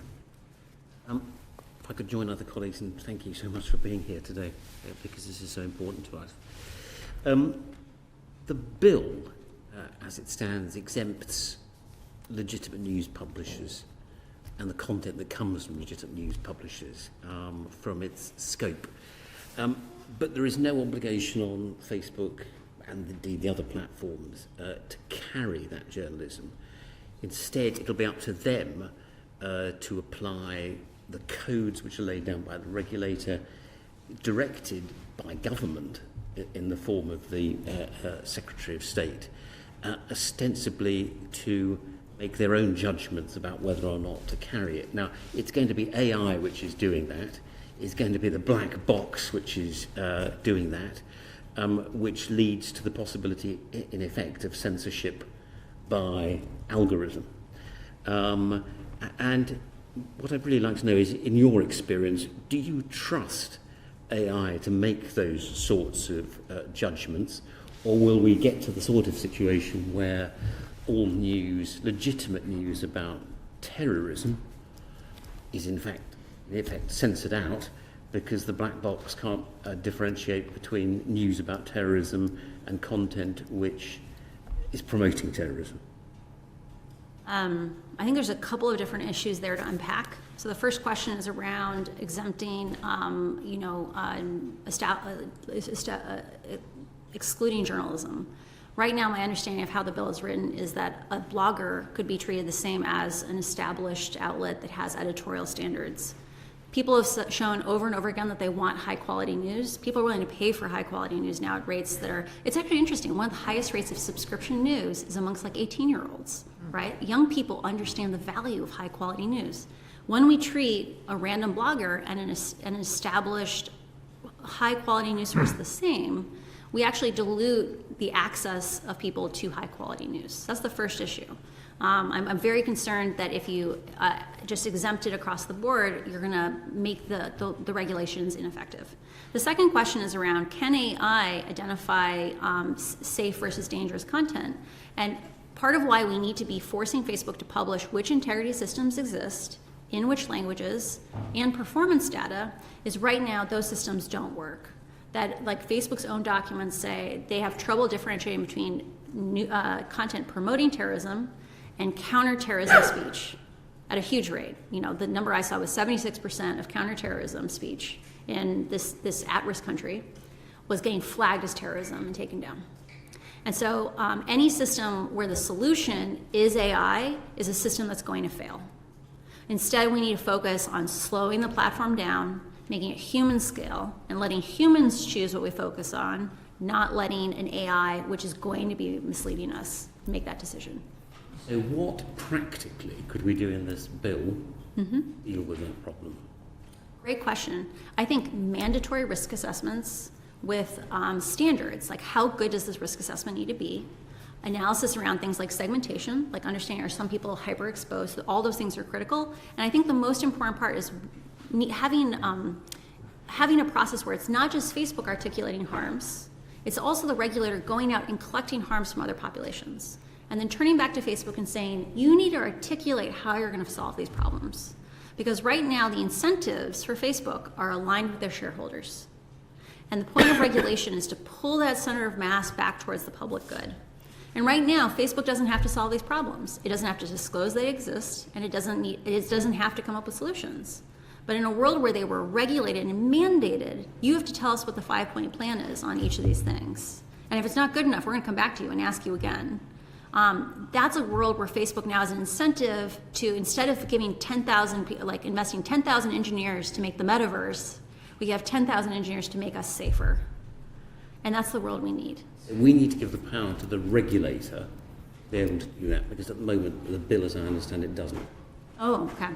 I believe that if Facebook doesn't have standards for those risk assessments, they will give you a bad risk assessment, because Facebook has established over and over again, when asked for information, they mislead the public. They need to be so I don't have any expectation that they'll give you a good risk assessment unless you articulate what a good one looks like. And you have to be able to mandate that they give solutions. Because on a lot of these problems, Facebook has not thought very hard about how to solve them, or because there's no incentive forcing them away from shareholder interests, when they have to make those little sacrifices, like 1% growth here or 1% growth there, they choose growth over safety. So just leading on from that, just a very quick general question. As things stand at the moment, do you think that this bill is keeping Mark Zuckerberg awake at night? I am incredibly excited and proud of the UK for taking such a world-leading stance with regard to thinking about regulating social platforms. The Global South currently does not have the resources to stand up and save their own lives. Like they are excluded from these discussions. And the UK has a tradition of leading policy in ways that are followed around the world. And I can't imagine Mark isn't paying attention to what you're doing, because this is a critical moment for the UK to stand up and make sure that these platforms are in the public good and are designed for safety. You probably need to do a little more in this bill to make sure that that's the case, is what I have faith in you guys. Thank you very much. You presented a very compelling argument there on the way regulation should work. Do you not think it's, let's say, disingenuous of companies like Facebook to say we welcome regulation, we actually actively want parliaments around the world to regulate? Nick Clegg was critical of Congress for not regulating, and yet the company does none of the things that you said it should do and doesn't share any of that information with the oversight board it in theory created to have oversight of what it does. think it's important to understand that companies work within the incentives and the context they're given. I think today Facebook is scared that if they freely disclosed information, i.e. it wasn't requested by a regulator, that they might get a shareholder lawsuit, right? I think they're really scared about doing the right thing because, like, if they slow down in the United States, because they're a private company, they have a fiduciary duty to maximize shareholder value. Yeah. And so when they're given these little choices between 5% more misinformation or 10% more misinformation and 1% of sessions, they choose sessions and growth over and over again. And I think there's actually an opportunity, I think, to make the lives of Facebook employees better, like rank and file employees better, by giving appropriate goalposts for like what is a safe place. Because right now, I think there's a lot of people inside the company that are uncomfortable about the decisions that they are being forced to make within the incentives that exist, and that creating different incentives through regulation gives more freedom to be able to do things that they might be aligned with their hearts. I mean, going back to the oversight board, they don't have access to data. I mean, so much of your argument is about data drives engagement, drives revenue, and that's what the business is all about. And yet the oversight board can't see that. I mean, even when they ask for it, they're told they can't have it. And to me, that doesn't look like a company that wants to be regulated. Again, I think it's one of these things where Facebook, I think, like I said before, I can't see into men's hearts. I can't see on motivations. I think, but knowing what I know, I'm an odd nerd in that I have an MBA. Given what the laws are in the United States, they have to act in the shareholder's interest, or they have to be able to justify doing something else. And I think here, a lot of the long-term benefits are harder to prove. Right? Like, I think if you make Facebook safer and more pleasant, it'll be a more profitable company 10 years from now, because the toxic version of Facebook is slowly losing users. But at the same time, the actions in the short term are easy to prove. And I think they worry that if they do the right thing, they might get a shareholder lawsuit. I just don't know. Susan Webb. Thank you, Chair, and thank you, Francis, so much for being here. It's truly appreciated, and everything you've done to get yourself here as well, so over the last year. Look, what will it take for Mark Zuckerberg and the Facebook executives to actually be accountable? And do you think they're actually aware of the human cost that has been expelled in terms of what I feel is they're not accountable enough, and there has been a human price on this? I think it is very easy for humans to focus on the positive over the negative. And I think it's important to remember that Facebook is a product that was built by Harvard students for other Harvard students, right? Like, when a Facebook employee looks at their newsfeed, it is likely they see a safe, pleasant place where pleasant people discuss things together. Their immediate visceral perception of what the product is and what's happening in a place like Ethiopia, they're completely foreign worlds. And I think there's a real challenge of incentives where I don't know if all the information that's really necessary gets very high up in the company, where the good news trickles up, but not necessarily the bad news. And so I think it's a thing where executives see all the good they're generating, and then they can write off the bad as the cost of all that good. I'm guessing now, having probably watched from afar what's been going on here in Westminster, that they probably are very much aware of what has been going on. I really, truly hope that they are, bearing in mind all the evidence sessions that we've had and people coming here with just stories that are just quite unbelievable, and, loss of life as well. So has it ever been admitted, to your knowledge, internally or privately, that they have got it wrong? There are many employees internally. Like, I think the key thing that you'll see over and over again in the reporting on these issues is that countless employees said, we have lots of solutions. We have lots of solutions that don't involve picking good and bad ideas. It's not about censorship. It's about the design of the platform. It's about how fast it is, how growth optimized it is. We could have a safer platform and it could work for everyone in the world, but it'll cost little bits of growth. And I think there's a real problem of that those voices don't get amplified internally because they're making the company grow a little slower, and it's a company that lionizes growth. And what is your view perhaps on criminal sanctions for online harm content? Do you believe that there's a route for criminal sanctions? My philosophy on criminal sanctions for executives is that they act like gasoline on a law. right? So like if whatever the terms are, the conditions of a law, if you have really strong confidence that you've picked the right thing, they will amplify those consequences. But the same can be true of if there are flaws in the law. And so it's hard for me to articulate with where the law stands today whether or not I would support criminal sanctions. But I think that it is a real thing that it makes executives take consequences more seriously. And so, it depends on where the law ends in the end. Okay, thank you. Just quick one now. You mentioned earlier that it's easier to promote hate and anger, and I know you touched on it earlier and had that conversation. Quick question. Is the promotion of hate and anger, is it by accident or is it by design? Facebook has repeatedly said, we have not set out to design a system that promotes anger, divisive, hateful content. They said, we never did that. We never set out to do that. But there's a huge difference between what you set out to do, which was prioritize content based on its likelihood to elicit engagement, and the consequences of that. And so I don't think they set out to accomplish these things, but they have been negligent in not responding to the data as it is produced. And there is a large number of data scientists internally who've been raising these issues for years. And the solutions that Facebook has implemented, which is in countries where it has civic classifiers, which is not very many countries in the world, very many languages in the world, they are removing some of the most dangerous terms from engagement-based ranking. But that ignores the fact that the most vulnerable, fragile places in the world are linguistically diverse. Like Ethiopia has 100 million people and they speak 6 languages. Facebook only supports two, and it's only a few integrity systems. And so there's this real thing of, if we believe in linguistic diversity, the current design of the platform is dangerous. Just one quick one, sorry, Chair. Online harm has been out there for some time. We're all aware of it. It's very much in the public domain, as I touched on briefly before.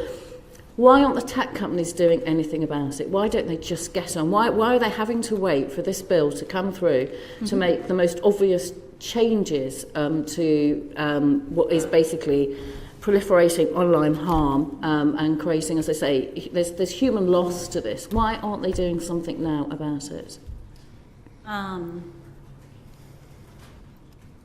think as we look at the harms of Facebook, we need to think about these things as system problems. Like the idea that these systems are designed products, these are intentional choices, and that it is often difficult to see the forest for the trees. That Facebook is a system of incentives. It's full of good, kind, conscientious people who are working with bad incentives. And there is a lack of incentives inside the company to raise issues about flaws in the system, and there's lots of rewards for amplifying and making things grow more. And so I think there is a big challenge of Facebook's management philosophy is that they can just pick good metrics and then let people run free. And so they have found themselves in a trap where in a world like that, how do you propose changing the metric, right? It's very, very hard because 1,000 people might have directed their labor for 6 months trying to move that metric, and changing the metric will disrupt all of that work. And so I don't think any of it was intentional. I don't think they set out to go down this path, but they're kind of trapped in it. And that's why we need regulation, mandatory actions to help pull them away from that spiral that they're caught in. Thank you. Thank you. Debbie Abrahams. Thank you. And again, I reiterate all my colleagues' thanks to you for coming over and giving evidence to us.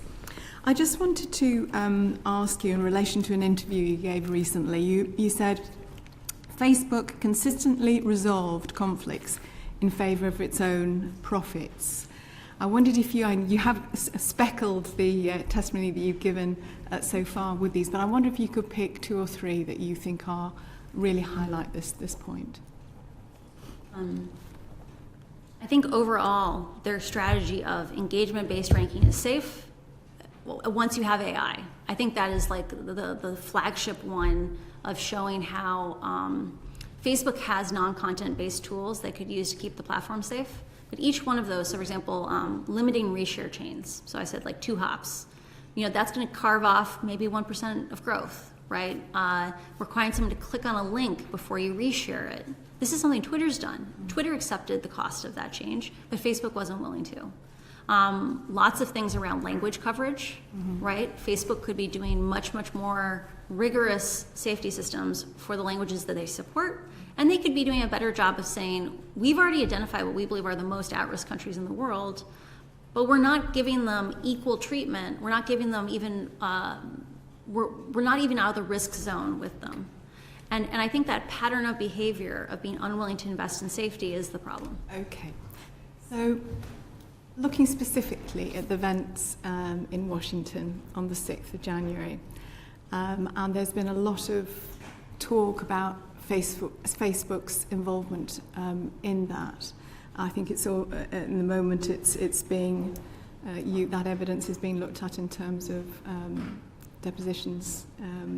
So, would that be an example? Would somebody have highlighted this as a particular concern, taken it to the executives? And I'm absolutely horrified about what you say about the lack of risk assessment and risk management in the organisation. I think it's a gross dereliction of responsibility. But would that have been one example of where Facebook was aware of the potential harm that this could create, that was created, and that they chose not to do anything about it? What is particularly problematic to me is that Facebook looked at its own product before the US 2020 election and identified a large number of settings. So these are things as subtle as like, should we amplify live videos 600 times or 60 times, right? Because they want live video on the top of your feed. They came in and said, that setting is great for promoting live video, for making that product grow, having impact to that product. But it is dangerous because, like it was used on January 6th, it was used actually for coordinating the rioters, right? Facebook looked at those risks along those, maybe 20 interventions and said, we need to have these in place for the election. Facebook has said the reason they turned them off was they don't, censorship is a delicate issue. And I find this is so misleading. Most of those interventions have nothing to do with content. They have questions like, for example, promoting live video 600 times versus 60 times. Have you censored someone? I don't think so. But so Facebook has characterized, they turned those off because they don't believe in censorship. On the day of January 6th, most of those interventions were still off at 5 p.m. Eastern time, right? And that's shocking because they could have turned them on 7 days before. Yeah. And so either they're not paying enough attention for the amount of power they have, or they are not responsive when they see those things. I don't know what the root cause of that is, but all I know is that's an unacceptable way to treat a system that is as powerful and as delicate as this. Your colleague, former colleague Sophie Zhang was giving evidence to the committee last week, and she made the point that we have freedom of expression, freedom of information, we don't have freedom of amplification. Is that something you'd agree with? In terms of the censorship? The current philosophy inside of the company is almost like they refuse to acknowledge the power that they have, like the idea that the choices they're making, they justify them based on growth, right? And if they came in and said, we need to do safety first, we need to do safety by design, I think they would choose different parameters in terms of optimizing how does amplification work. Because I want to remind people, we liked the version of Facebook that didn't have algorithmic amplification. Like we saw our friends, we saw our families. It was more human scale. And I think there is a lot of value and a lot of joy that could come from returning to a Facebook like that. You made a very important point about this is a private company. They have a fiduciary responsibility to their shareholders and so on. Do you think, though, that there are breaches in their terms of conditions? So is there that conflict there? I think there's two issues. So one is, I think terms and conditions saying that private companies can define them, like that's like them grading their own homework, right? Like they're defining what's bad, and then we know now they don't even find most of the thing that they say is bad. They don't have any transparency, any accountability.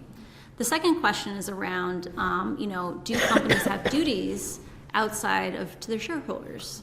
And we have had a principle for a long, long time that companies cannot subsidize their profits. They cannot pay for their profits using public expense, right? Like if you go and pollute the water and people get cancer, the public has to pay for those people, right? Similarly, like if Facebook is sacrificing our safety because they don't want to invest enough, and don't listen to them when they say we spend $14 billion on safety. That's not the question. The question is, how much do you need to pay to make it safe? Do you think then one of the things that the bill, or the committee rather, has been looking at is in terms of a duty of care? That's is that something that we should be considering very carefully to mandate? I think a duty of care is really important, right? That we have let Facebook like act freely for too long, and they've demonstrated that, you know, I like to say there's multiple criteria necessary for Facebook to act completely independently. The first is when they see conflicts of interest between themselves and the public good, they resolve them aligned with the public good. And the second is they can't lie to the public. Facebook, in both cases, has violated those criteria and has demonstrated they need oversight. Thank you so much. My final question is, do you think the regulator is going to be up to the job? I think I am not a lawmaker, and so I don't know a ton about the design of regulatory bodies. But I do think that things like having mandatory risk assessments with a certain level of quality is a flexible enough technique that as long as Facebook is required to articulate solutions, that might be a good enough dynamic, where as long as there's also community input into that risk assessment, like that might actually be a system that could be sustainable over time. Because the reality is Facebook's going to keep trying to run around the edges. And so we need to have something that can continue over time, not just play whack-a-mole on specific pieces of content or on like specific instances. Thanks so much, Francis. Thank you. Joining us remotely, Darren Jones. Thank you, Chair. And just following on from the discussion, I have a question about how some of the provisions in this bill might be operationalised in the day-to-day at Facebook. Firstly, there's a distinction in the bill between illegal content, such as terrorism, and legal but harmful. And the question about how you define what is harmful is based on the idea that a company like Facebook would reasonably foresee that something was causing harm. And we've seen through some of the leaks over the last few weeks that Facebook undertakes research internally, but maybe doesn't publish that or share the information with external researchers. If Facebook just stopped researching potential harms and claimed they had no reasonable foresight of new harms, would they just be able to get around the risk assessment, in your view? I'm extremely worried about Facebook ceasing to do important research. And it is a great illustration of how dangerous it is to have a company as powerful as Facebook, where the only one who gets to ask questions of Facebook is Facebook. Like, we probably need something like a postdoc program where public interest people are embedded in the company for a couple of years, and they can ask questions, they can work on real problems, they can learn about these systems, and then go out and seed academia and train the next generation of integrity workers. I think there are big questions around, so legal but harmful content is dangerous, right? Like, for example, COVID misinformation. That actually leads to people losing their lives. There's like large social, societal, harmful consequences of this. I'm also concerned that if you don't cover legal but harmful content, you will have a much, much smaller impact of this bill. And especially on impacts to children, for example, a lot of the content that we're talking about here would be legal but harmful content. Thank you. And I know that in your answers today, you've said that there's not enough internal work to understand harms and that data should be shared with external academics and the regulators. And I agree with you on those points. My second question is, say the company found some new type of harmful content, a new trend or some type of content that was leading to physical or mental harm to individuals. We've talked today about how complex the Facebook world is, whether it's about content promotion or groups or messaging. How would you go about auditing and assessing how this harm is being shared within the Facebook environment? It sounds like a very big job to me. How would you actually go about doing it? So one of the reasons why I'm such a big advocate of like having a fire hose, so that's like picking some standard where you're like, if more than X thousands of people see this content, it's not really private, is that you can include metadata about each piece of content. For example, did it come via a group? What group? Where on average in someone's feed did this content show up? which groups are most exposed to it. Like, imagine if we could tell, oh, Facebook is actually distributing a lot of self-harm content to children, right? There's various metadata we could be releasing.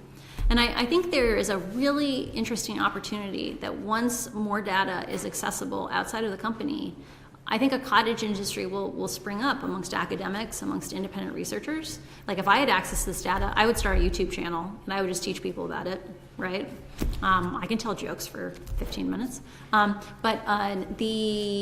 think there's opportunities where we will develop the muscle of oversight, but we will only develop the muscle of oversight if we have at least a peephole to look into Facebook. So if Facebook were to say to us, for example, well, if there's a unique and new type of harm that's been created, a new trend that's been appearing in private groups and has maybe been shared a little bit, because of the amount of content on the platform, it's really difficult for us to find it and assess that properly. You're saying that that's not true and they have the capabilities to do that. So, as I said earlier, I think it's really important for Facebook to have to publish which integrity systems exist, right? Like, what content can they find? Because we should be able to have the public surface, like, hey, we believe there's this harm here, and be like, oh, interesting, you don't actually look for that harm. So the example I heard was around self-inflicted harm content and kids, and like, are some kids being overexposed? And Facebook said, we don't track that content, or we don't want to track that. We don't have a mechanism today to force Facebook to answer those questions, and we need to have something that would be mandatory, where we could say, you need to be tracking this harm. I'm sorry, I forgot your question. My apologies.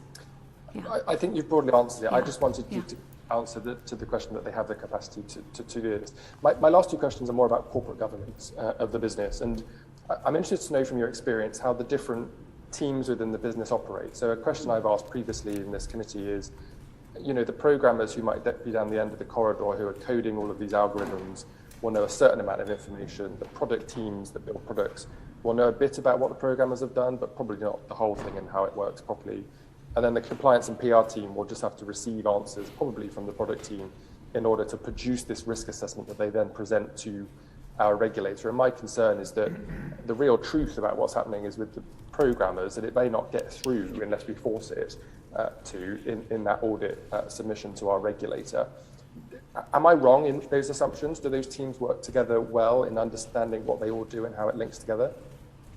I think it's really important to know that there are conflicts of interests between those teams, right? So one of the things that's been raised is the fact that at Twitter, the team that is responsible for writing policy on what is harmful reports separately to the CEO than the team that is responsible for external relations with governmental officials. And at Facebook, those two teams report to the same person. So the person who is responsible for keeping politicians happy is the same person that gets to define what is harmful or not harmful content. I think there is a real problem around the left hand doesn't speak to the right hand at Facebook, right? It's like the example I gave earlier of, on one hand, someone on integrity is saying problematic use, addiction, is like one of the signs of it is you come back a lot of times a day. And then someone over on the growth team is saying, oh, did you notice? Like, if we get you to come back a bunch of times a day, you still use the product in 3 months, right?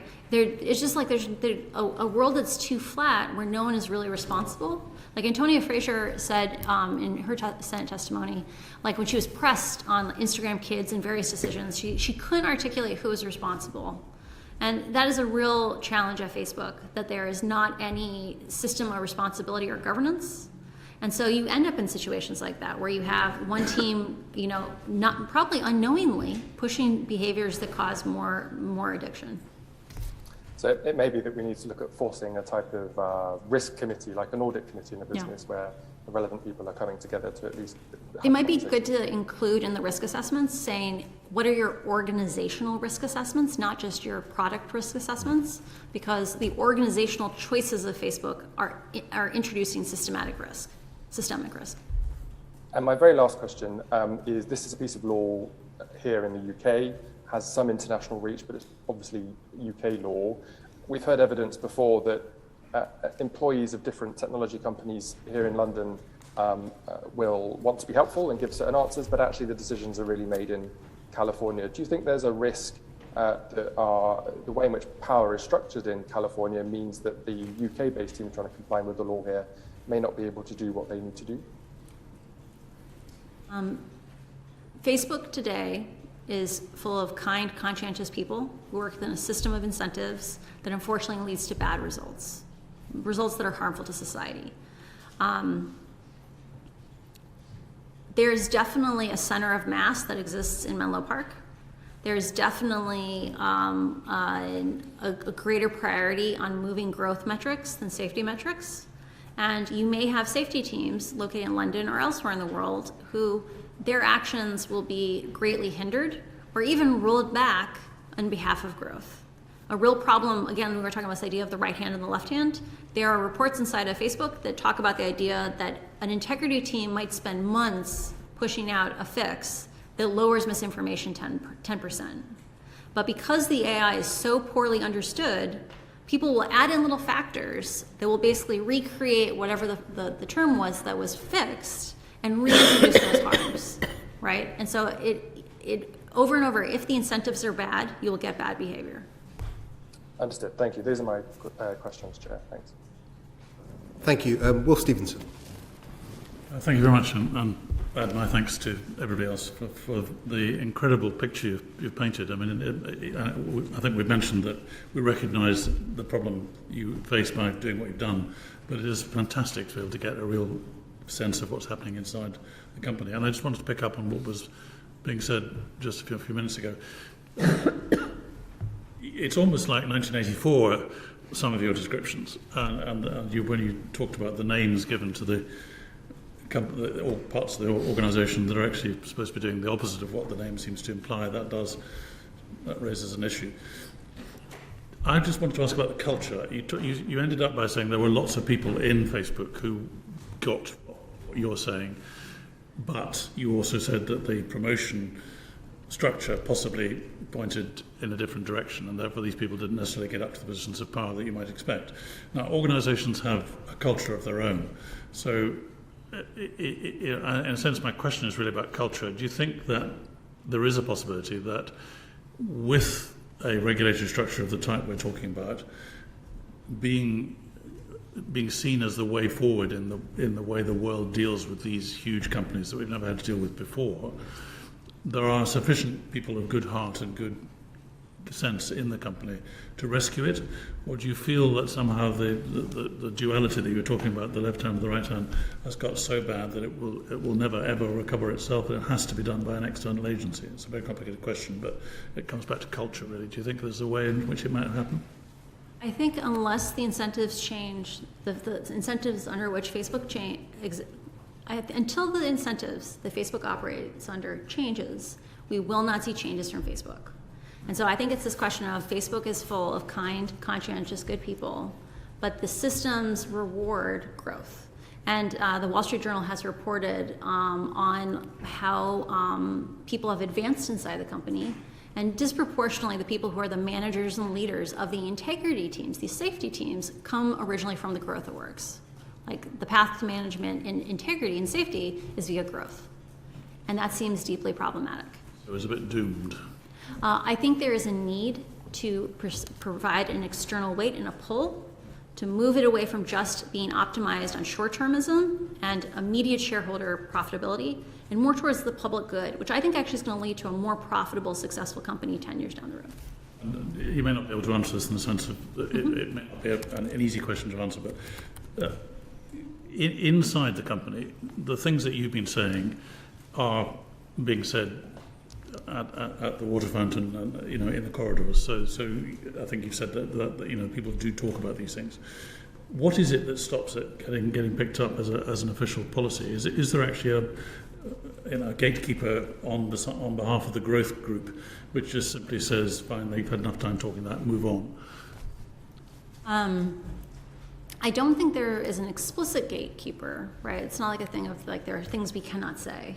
But I think there is a real bias of that, experiments are taken to review and the costs and the benefits are assessed.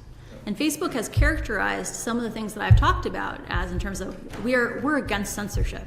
And the things that I'm talking about are not content-based. Like I am not like here to advocate for more censorship. I'm about saying, how do we make the platform more human scale?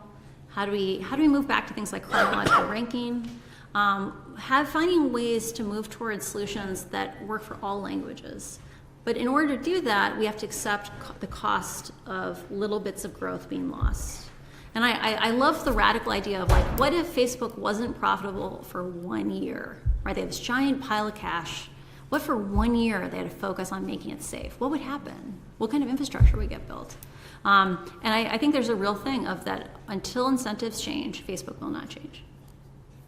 I'll leave it there. I just want to ask you about that, because if I was a charity that worked, say, with teenage girls who'd self-harmed, and I said, there's this organisation, I've got the profiles, the Facebook and Instagram profiles of lots of people that have interacted with our charity. And what I want to do is I want to reach out on Facebook and Instagram to other people that are like those people and see if we could help them before they do themselves too much harm. That'd be wonderful. Yeah, but I could do that. I could go to Facebook and say, could I use the lookalike audiences ad tool in order to reach those people?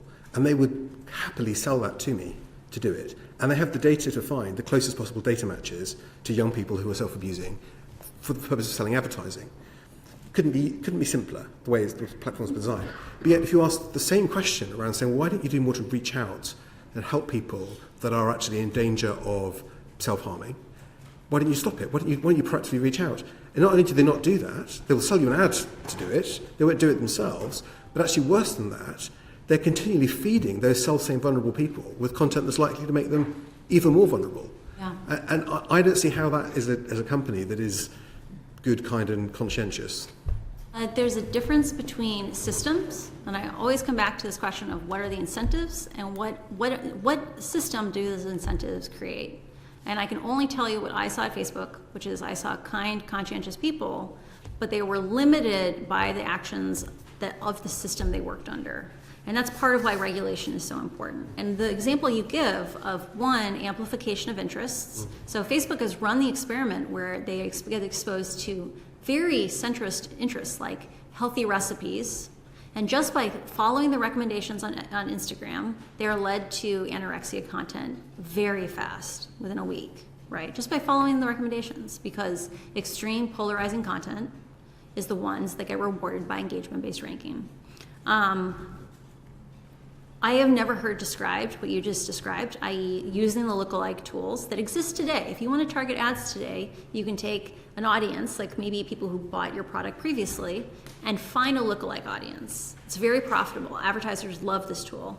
I've never thought about using it to reach out critical content to people who might be in danger. Right now, the number of people who see the current self-harm tools, so this is like Facebook loves to brag about how they built tools to protect kids or like protect people who might have eating disorders. Those tools trigger on the order of hundreds of times a day. Single, like hundreds, we're not talking hundreds of thousands, hundreds globally. And so I think unquestionably Facebook should have to do things like that and have partnerships with people who can help connect them to vulnerable populations. Because you're right, they have the tools and they just haven't done it. When you were working in the civic integrity team, when the civic integrity team existed, could you have made a request like that to Facebook? So look, we've identified some accounts here and some people we think are very problematic, and actually we'd like to use some of the ad tools to try and identify more people like that. Would that have been a conversation you could have had? I've had that conversation. There is a concept known as defensibility inside the company, where they are very careful about any action which they believe is not defensible. And things that are statistically likely but are not proven to be bad, they're very hesitant to do. So like, let's imagine you found some terrorists and you were looking for other people who are at risk of being recruited for terrorism, or cartels. This happens in Mexico. The platforms are used to recruit young people into cartels. You could imagine using a technique like that to help people who are at risk of being radicalized. Facebook would have come back and said there's no guarantee that those people are at risk. Like, we shouldn't label them in a negative way, because that wouldn't be defensible. And so I think there's things where coming in and changing the incentives, right, like making them articulate risks and making them articulate how they'll fix those risks, I think pretty rapidly they would shift their philosophies on how to approach problems, and they'd be more willing to act. But it would be defensible to sell a terrorist guns using an ad tool. Their known interest in that subject would be defensible to sell it for advertising, but not defensible to reach out for civic integrity.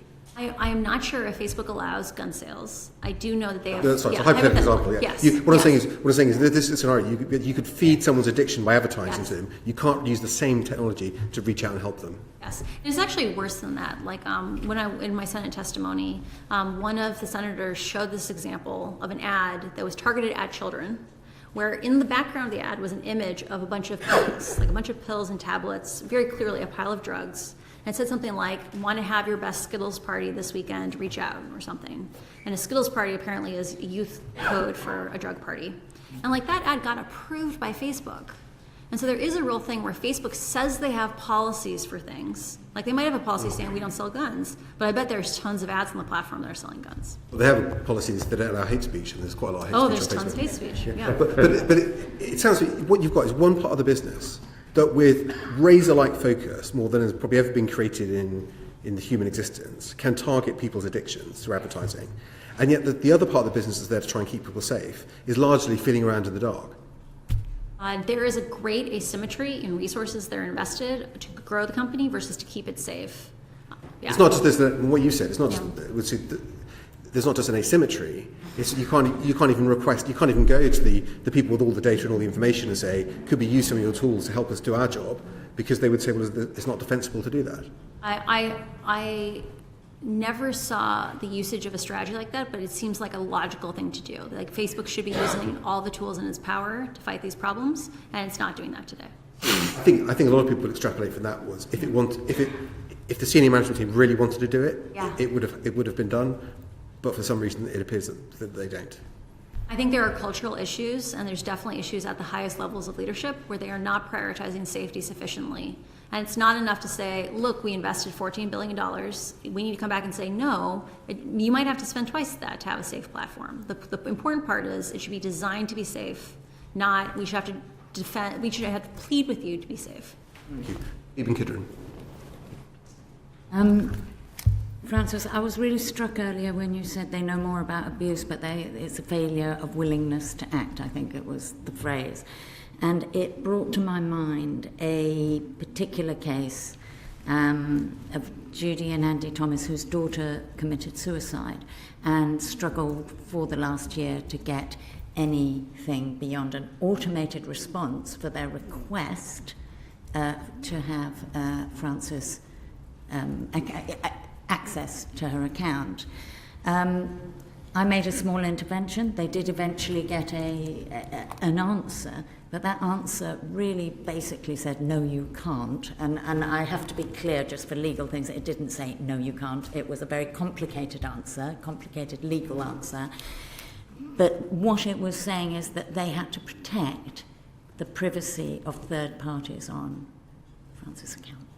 So I really wanted to just... sorry, I called her Francis, it was Frankie. I just really wanted you to say whether you think that privacy defense is okay in this setting, or whether actually, you know, the sort of report and complaint piece is another thing we really need to look at, because that seems pretty horrendous to give grieving parents some sort of completion.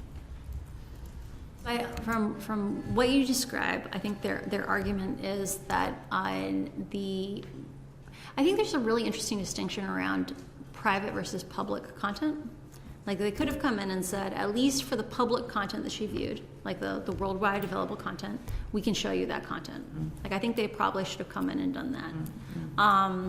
I wouldn't be surprised if they no longer had the data.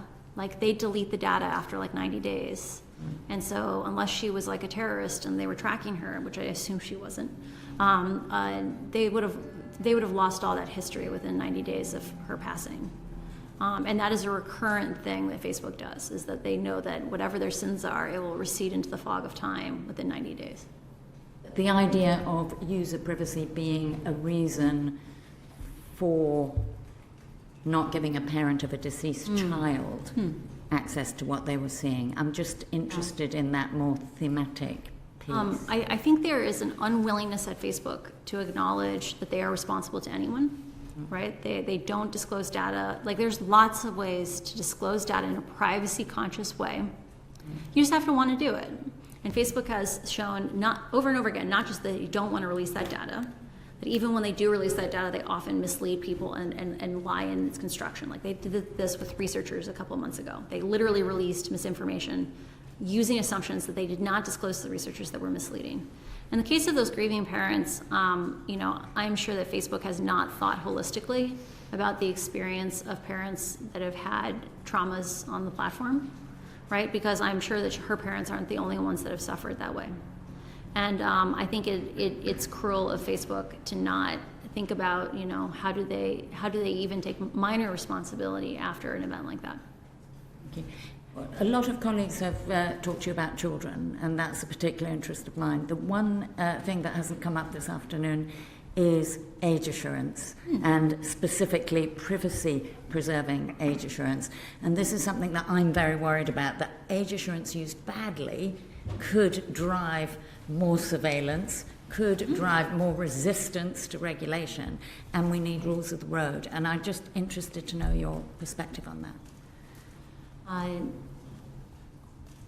think it's kind of a twofold situation. So on one side, there are many algorithmic techniques Facebook could be using to keep children off the platform that are not involving asking for IDs or other forms of information disclosure. Facebook currently does not disclose what they do, and so we can't, as a society, step in and say, you actually have a much larger tool chest you could be drawing from. And it also means we don't understand what the privacy violations are that are happening today. We have no idea what they're doing. The second thing is that we could be grading Facebook's homework instead of relying on them grading their homework, which is that Facebook has systems for estimating the age of any user, and within a year or two of them turning 13, like, enough of their actual age mates have now joined that they can estimate accurately what the real age of that person is. And Facebook should have to publish both that protocol of how they do that and publish the results going back a couple of years of saying 1, 2, 3, 4 years ago, how many 10-year-olds were on the platform, how many 12-year-olds were on the platform, because they know this data today and they are not disclosing it to the public. And that would be a forcing function to make them do better detection of young people on the platform. Okay. I have been ticking off of a list while you've been speaking this afternoon, and, mandatory risk assessments and mitigation measures, mandatory routes of transparency, mandatory safety by design, moderation with humans in the loop, I think you said, algorithmic design, and application of their own policies, right? Will that set of things in the regulator's hand, in our bill that we are looking at, would all of that keep children safe? Would it save lives? Would it stop abuse? Would it be enough? I think it would unquestionably be a much, much safer platform if Facebook had to take the time to articulate its risks. And I think this is the second part. They can't just articulate their risks. They have to articulate their path to solve those risks. And it has to be mandated. And they can't do a half solution. They need to give you a high quality answer. Because remember, we would never accept a car company that had, 5 times the car accidents coming out and saying, we're really sorry, but brakes are so hard, right? We're going to get better. We would never accept that answer, but we hear that from Facebook over and over again. And I think between having more transparency, mandatory transparency, privacy conscious, and having a process of that conversation around what are the problems and what are the solutions, that is a path that should be resilient in moving us forward to a safer Facebook or any social media. Thank you. Thank you. Tim Clement-Jones. No, You completed, that's fine. In that case, I think I know Jim Wright had a question he wanted to bring back. Yeah, thank you. We've been informed that your comments to the media on end-to-end subscription have been misrepresented. I'm interested in whether it's something that we should be concerned on this committee in terms of whether there's a regulatory risk, and certainly there are security risks that some parts of government are concerned about in end-to-end encryption. But I'd like to give you the opportunity first to clarify what your position is, and if there's any comment that you've got for us on whether we should be concerned about that area, then I'd be grateful to. I want to be very, very clear. I was mischaracterized in the Telegraph yesterday on my opinions around end-to-end encryption. So end-to-end encryption is where you encrypted information on a device, you send it over the internet, and it's decrypted on another device. I am a strong supporter of access to open source end-to-end encryption software. Part of why I'm such an advocate for open source software in this case is that if you are an activist, if you're someone who has a sensitive need, a journalist or a whistleblower, my primary form of social software is an open source end-to-end encryption chat platform. But part of why that open source part is so important is you can see the code. Anyone can go and look at it. And for the top open source end-to-end encryption platforms, those are some of the only ways you're allowed to do chat in, say, the Defense Department in the United States. Facebook's plan for end-to-end encryption, I think, is concerning because we have no idea what they're going to do. We don't know what it means. Like, we don't know if people's privacy is actually protected. It's super nuanced. We don't, and it's also a different context, right? So on the open source end-to-end encryption product that I like to use, there is no directory where you can find 14-year-olds, right? There is no directory where you can go and find the Uyghur community in Bangkok. On Facebook, it is trivially easy to access vulnerable populations, and there are nation-state actors that are doing this. And so I want to be clear, I am not against end-to-end encryption in Messenger, but I do believe the public has a right to know, what does that even mean? Are they really going to produce end-to-end encryption? Because if they say they're doing end-to-end encryption and they don't really do that, people's lives are in danger.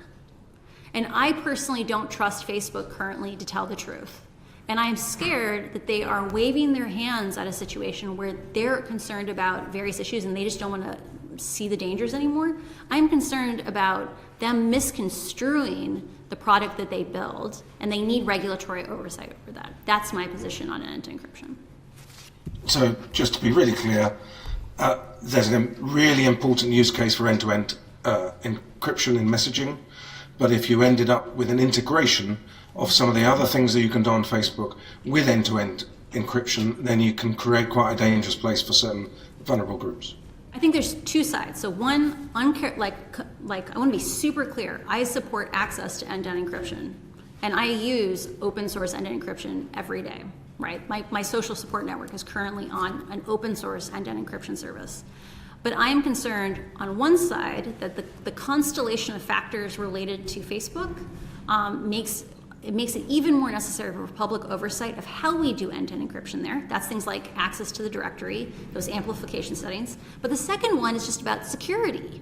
If people think they're using an end-to-end encryption product and Facebook's interpretation of that is different than what, say, an open source product would do, because an open source product, we can all look at it and make sure what it says on the label is in the can.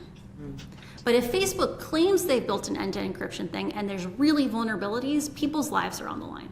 And that's what I'm concerned about. We need public oversight of anything Facebook does around end-to-end encryption because they are making people feel safe when they might be in danger.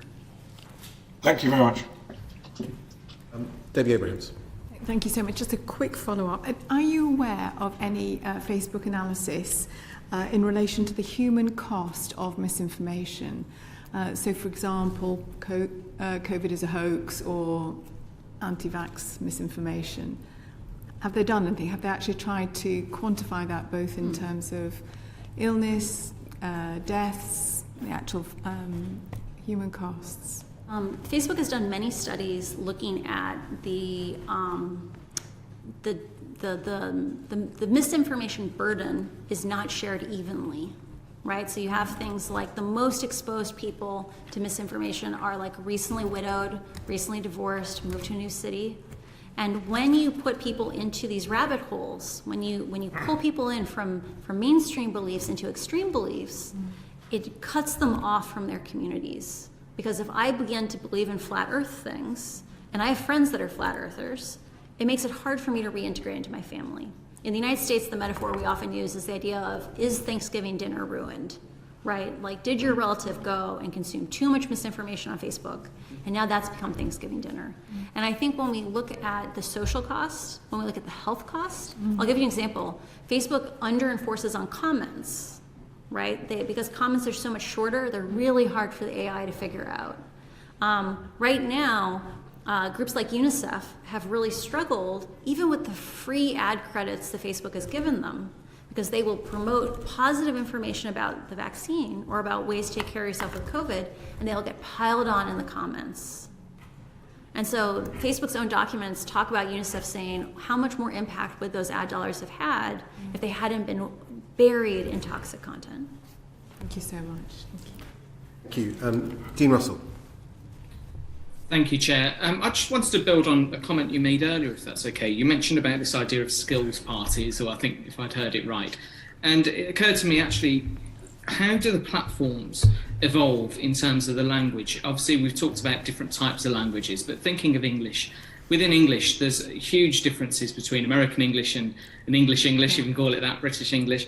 But also the slang that's used. And when you were mentioning that, it occurred to me a few weeks ago, I had someone on Facebook on that they'd met me in a pub previously and they wished they'd given me a Glasgow hug, which it turns out is worse than a Glasgow kiss. It actually means to stab me. Within the time of somebody of that being reported, I only found out about this afterwards, it was reported initially to Facebook. They said it didn't break any of their rules. I believe someone else then reported it and a few others, and it eventually got took down either by the page it was on or by Facebook. In that time, someone else had put on that they'd met me during an election campaign and they wished they'd given me a Glasgow hug as well. So in other words, two people wanting to stab me publicly on the platform. Now, when that was reported and clarified to Facebook that a Glasgow hug meant to stab me, separate from a Glasgow kiss, which I think is a headbutt, which is just was awful. I wonder, do you know within Facebook, would it learn from that? Would it know the next time somebody says they want to give someone a Glasgow hug that they mean to stab them, or would that just be lost into the ether? I think it is likely that it would get lost into the ether, right? That the process, Facebook is very cautious about how they evolve lists around things like hate speech or threats. And I did not see a great deal of regionalization, which is what is necessary to do content-based interventions. I did not see them investing in a very high level of regionalization that would be necessary to do that effectively. And I think there's interesting design questions where, like, if we as a community, that means government, academics, independent researchers, came together and said, let's think about how Facebook could actually gather enough structured data to be able to get that case right, or like in the case of, the insult for the other member, how do you do that, right? And I think if they took a strategy that was closer to what Google has done historically, they would likely have a substantially safer product, which is Google was committed to be available in, I think, 5,000 languages. Right? Like, how do you make Google's interfaces, how do you make the help content available in basically all the major languages in the world? And the way they did that was they invested in a community program where they said, we need the help of the community to make this accessible. And if Facebook invested the time and effort and the collaborations with academia or with other researchers, the government, to figure out collaborative strategies for producing this structured data, I think we'd have a way safer Facebook. I don't support their current integrity strategies. I think content-based solutions are not great, but they could be so much better than they are today. So let's make the platform safer, and if you want to continue to use AI, let's figure out how to actually do it in a way that protects you from Scottish English, not just from American English. Right? Thank you. And just a further question on that, because that, for me, builds into this question of the evolution of these platforms, the learning that they have, but also future-proofing this bill against future changes. At the moment, we talk a lot about Facebook and Google and Twitter and all those things as being looked at on a screen, but increasingly they are working in the realms of virtual reality. Obviously, there's Oculus Rift as well, which will increasingly enable user-generated content or engagement. Do you know whether any of the principles that we're talking about here around safety and reducing harm are being discussed for those future innovations? Because my concern, to be honest, is that we'll get this bill right, and then actually the world will shift into a different type of use of platforms, and actually we won't have covered the bases properly. I'm actually a little excited about augmented reality, because often augmented reality attempts to recreate interactions that we exist in physical reality, right? Like in this room, we have maybe 40 people total, and the interactions that we have socially are at a human scale. Most augmented reality experiences that I've seen have been more about trying to recreate dynamics of an individual. They're either games that you play, or they are communications with one or maybe a handful of people. And those systems have a very different consequence than the hyper amplification systems that Facebook has built today. Like, the danger with Facebook is not individuals saying bad things. It is about the systems of amplification that disproportionately give people saying extreme polarizing things the largest megaphone in the room. And so I agree with you that we have to be careful about thinking about future-proofing, but I think the mechanisms that we talked about earlier, about the idea of having risk assessments, and risk assessments that aren't just produced by the company, but need to also be the regulator gathering from the community and saying, are there other things we should be concerned about, right? A tandem approach like that requires companies to articulate their solutions, I think that's a flexible approach. I think that might work for quite a long time, but it has to be mandatory, and there have to be certain quality bars, because if Facebook can phone it in, I guarantee you they'll phone it in. Thank you. Back to you, Chair. Thanks very much. Thank you. Just a couple of final questions from me. We heard in the evidence session we had last week, I think it was Guillaume Chalot, so based on his experience at YouTube, said that the way algorithmic recommendation works, it's not there just to give you more of what you want, it's there to discover which rabbit hole you should be pushed into. Do you think that's a fair characterization? There's a difference between the intended goals of a system. So like Facebook has said, we never intended to make a system that amplifies extreme polarizing content, and the consequences of a system. So all recommender systems intend to give you content that you will enjoy, because as Facebook has said, that will keep you on the platform longer. But the reality is that algorithmic systems, AI systems, are very complicated, and we are bad at assessing the consequences or foreseeing what they're going to be. But they're very attractive to use because they keep you on the site longer, right? If we went back to chronological ranking, I bet you'd view 20% less content every day. But you might enjoy it more. It'd be more from your friends and family. The question on rabbit holes, I don't think they intended to have you go down rabbit holes. I don't think they intended to force people into these bubbles, though they have chosen choices that have unintended side effects. So I'll give you an example. Autoplay. I think autoplay on YouTube is super dangerous, right? So autoplay, instead of having you choose what you want to engage with, it chooses for you. And it keeps you in a stream, a flow, where it just keeps you going. There's no conscious action of continuing, or of picking things, or of whether or not to stop, right? And that's where those rabbit holes come from. But the equivalent on Facebook would seem to be, from what you said earlier on, that someone signs you up to a group without your consent that's focused on anti-vax, Yes. conspiracy theories on COVID. You engage in one of the postings, you see it in your newsfeed, you know you'd ever asked for it, you're now automatically a member of the group, and probably not just will you get more content from that group, but that's quite an interesting deviation from stuff you've done before, and probably the whole system will give you more of that kind of content. So that's what I meant, I think, between the system recognising a kind of interesting new line of inquiry from a user and then piling in on that with more stuff. And I think that's what's so scary. There's been some reporting on a story about a test user. So Facebook has said it takes two to tango. So Nick Clegg wrote a post back in March saying, don't blame us for the extreme content you see on Facebook. You chose your friends, you chose your interests. It takes two to tango. When you make a brand new account and you follow some mainstream interests, for example, Fox News, Trump, Melania, it will lead you very rapidly to QAnon. It will lead you very rapidly to white genocide content. Yeah. But this isn't just true on the right, it's true on the left as well. Yeah. These systems lead to amplification and division. And I think you're right, like it's a question of like, the system wants to find the content that will make you engage more, and that is extreme polarizing content. I think to claim as Nick Clegg did in that situation, that it's two tangos, it's almost like it's your fault that you're seeing all this stuff, is again a massive misrepresentation of the way that the company actually works. Facebook is very good at dancing with data. They have very good communicators. And the reality is, like, the business model is leading them to dangerous actions. Yeah. So if actually, if it's cheer to tango, the other party is Facebook, not another user. Actually, sort of. Yes. On fake accounts, we heard from Sophie Zhang last week about her work identifying networks of inauthentic activity. Based on your work at Facebook, how big a problem do you think that is on things like civil integrity around elections? I mean, in some of Sophie's evidence, we're talking networks of hundreds of thousands of accounts that have been taken down. And how much of a problem is it in your area of work?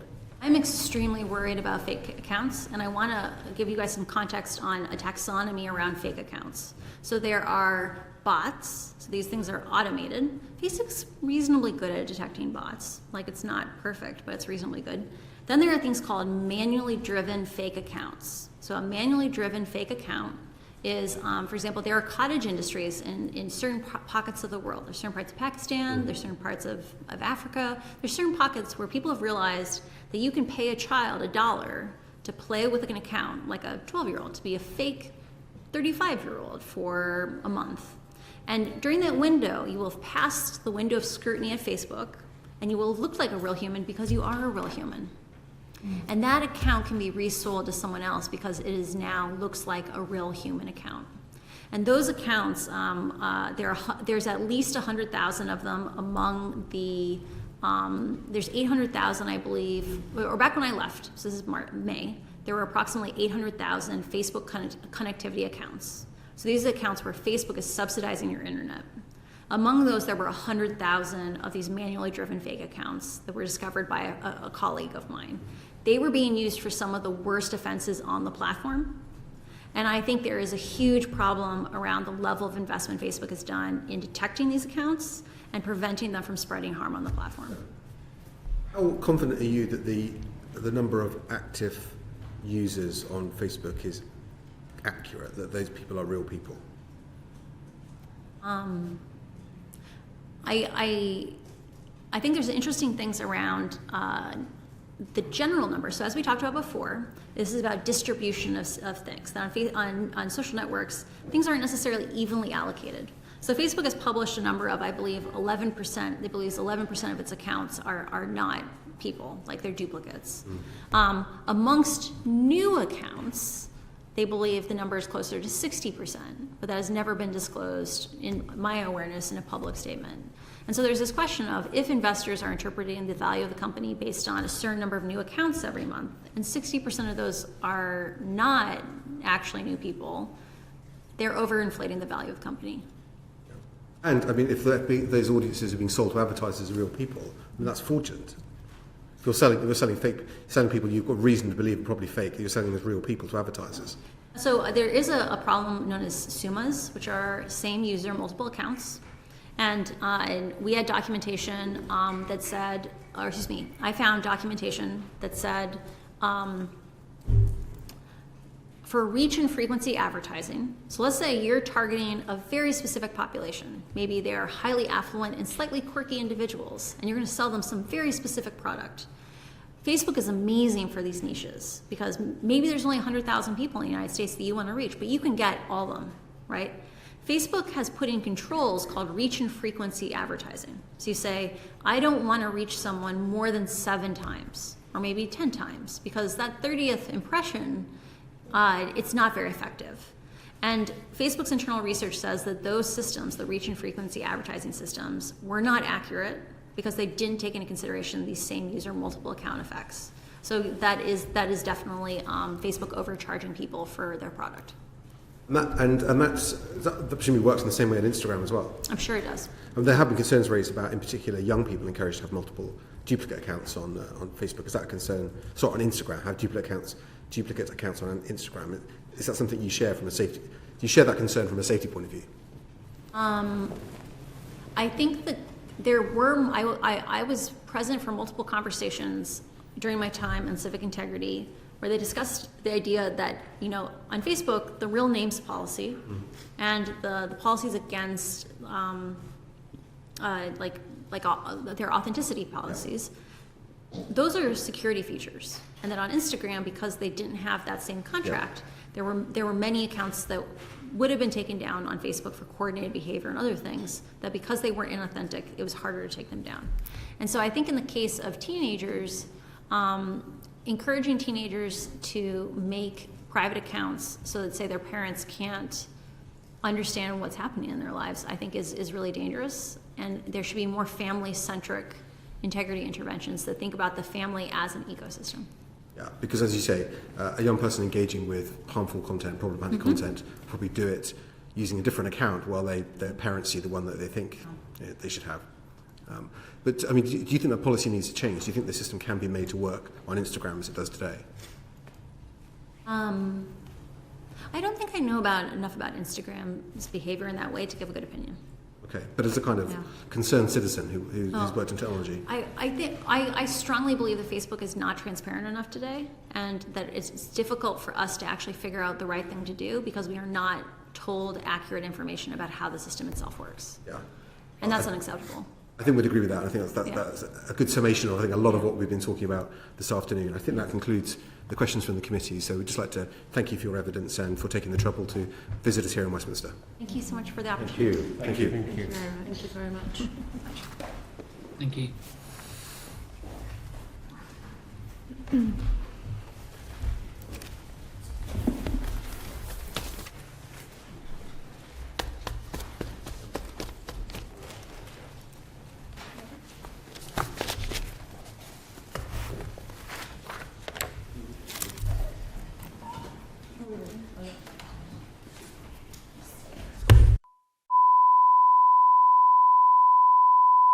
Committee Room 6.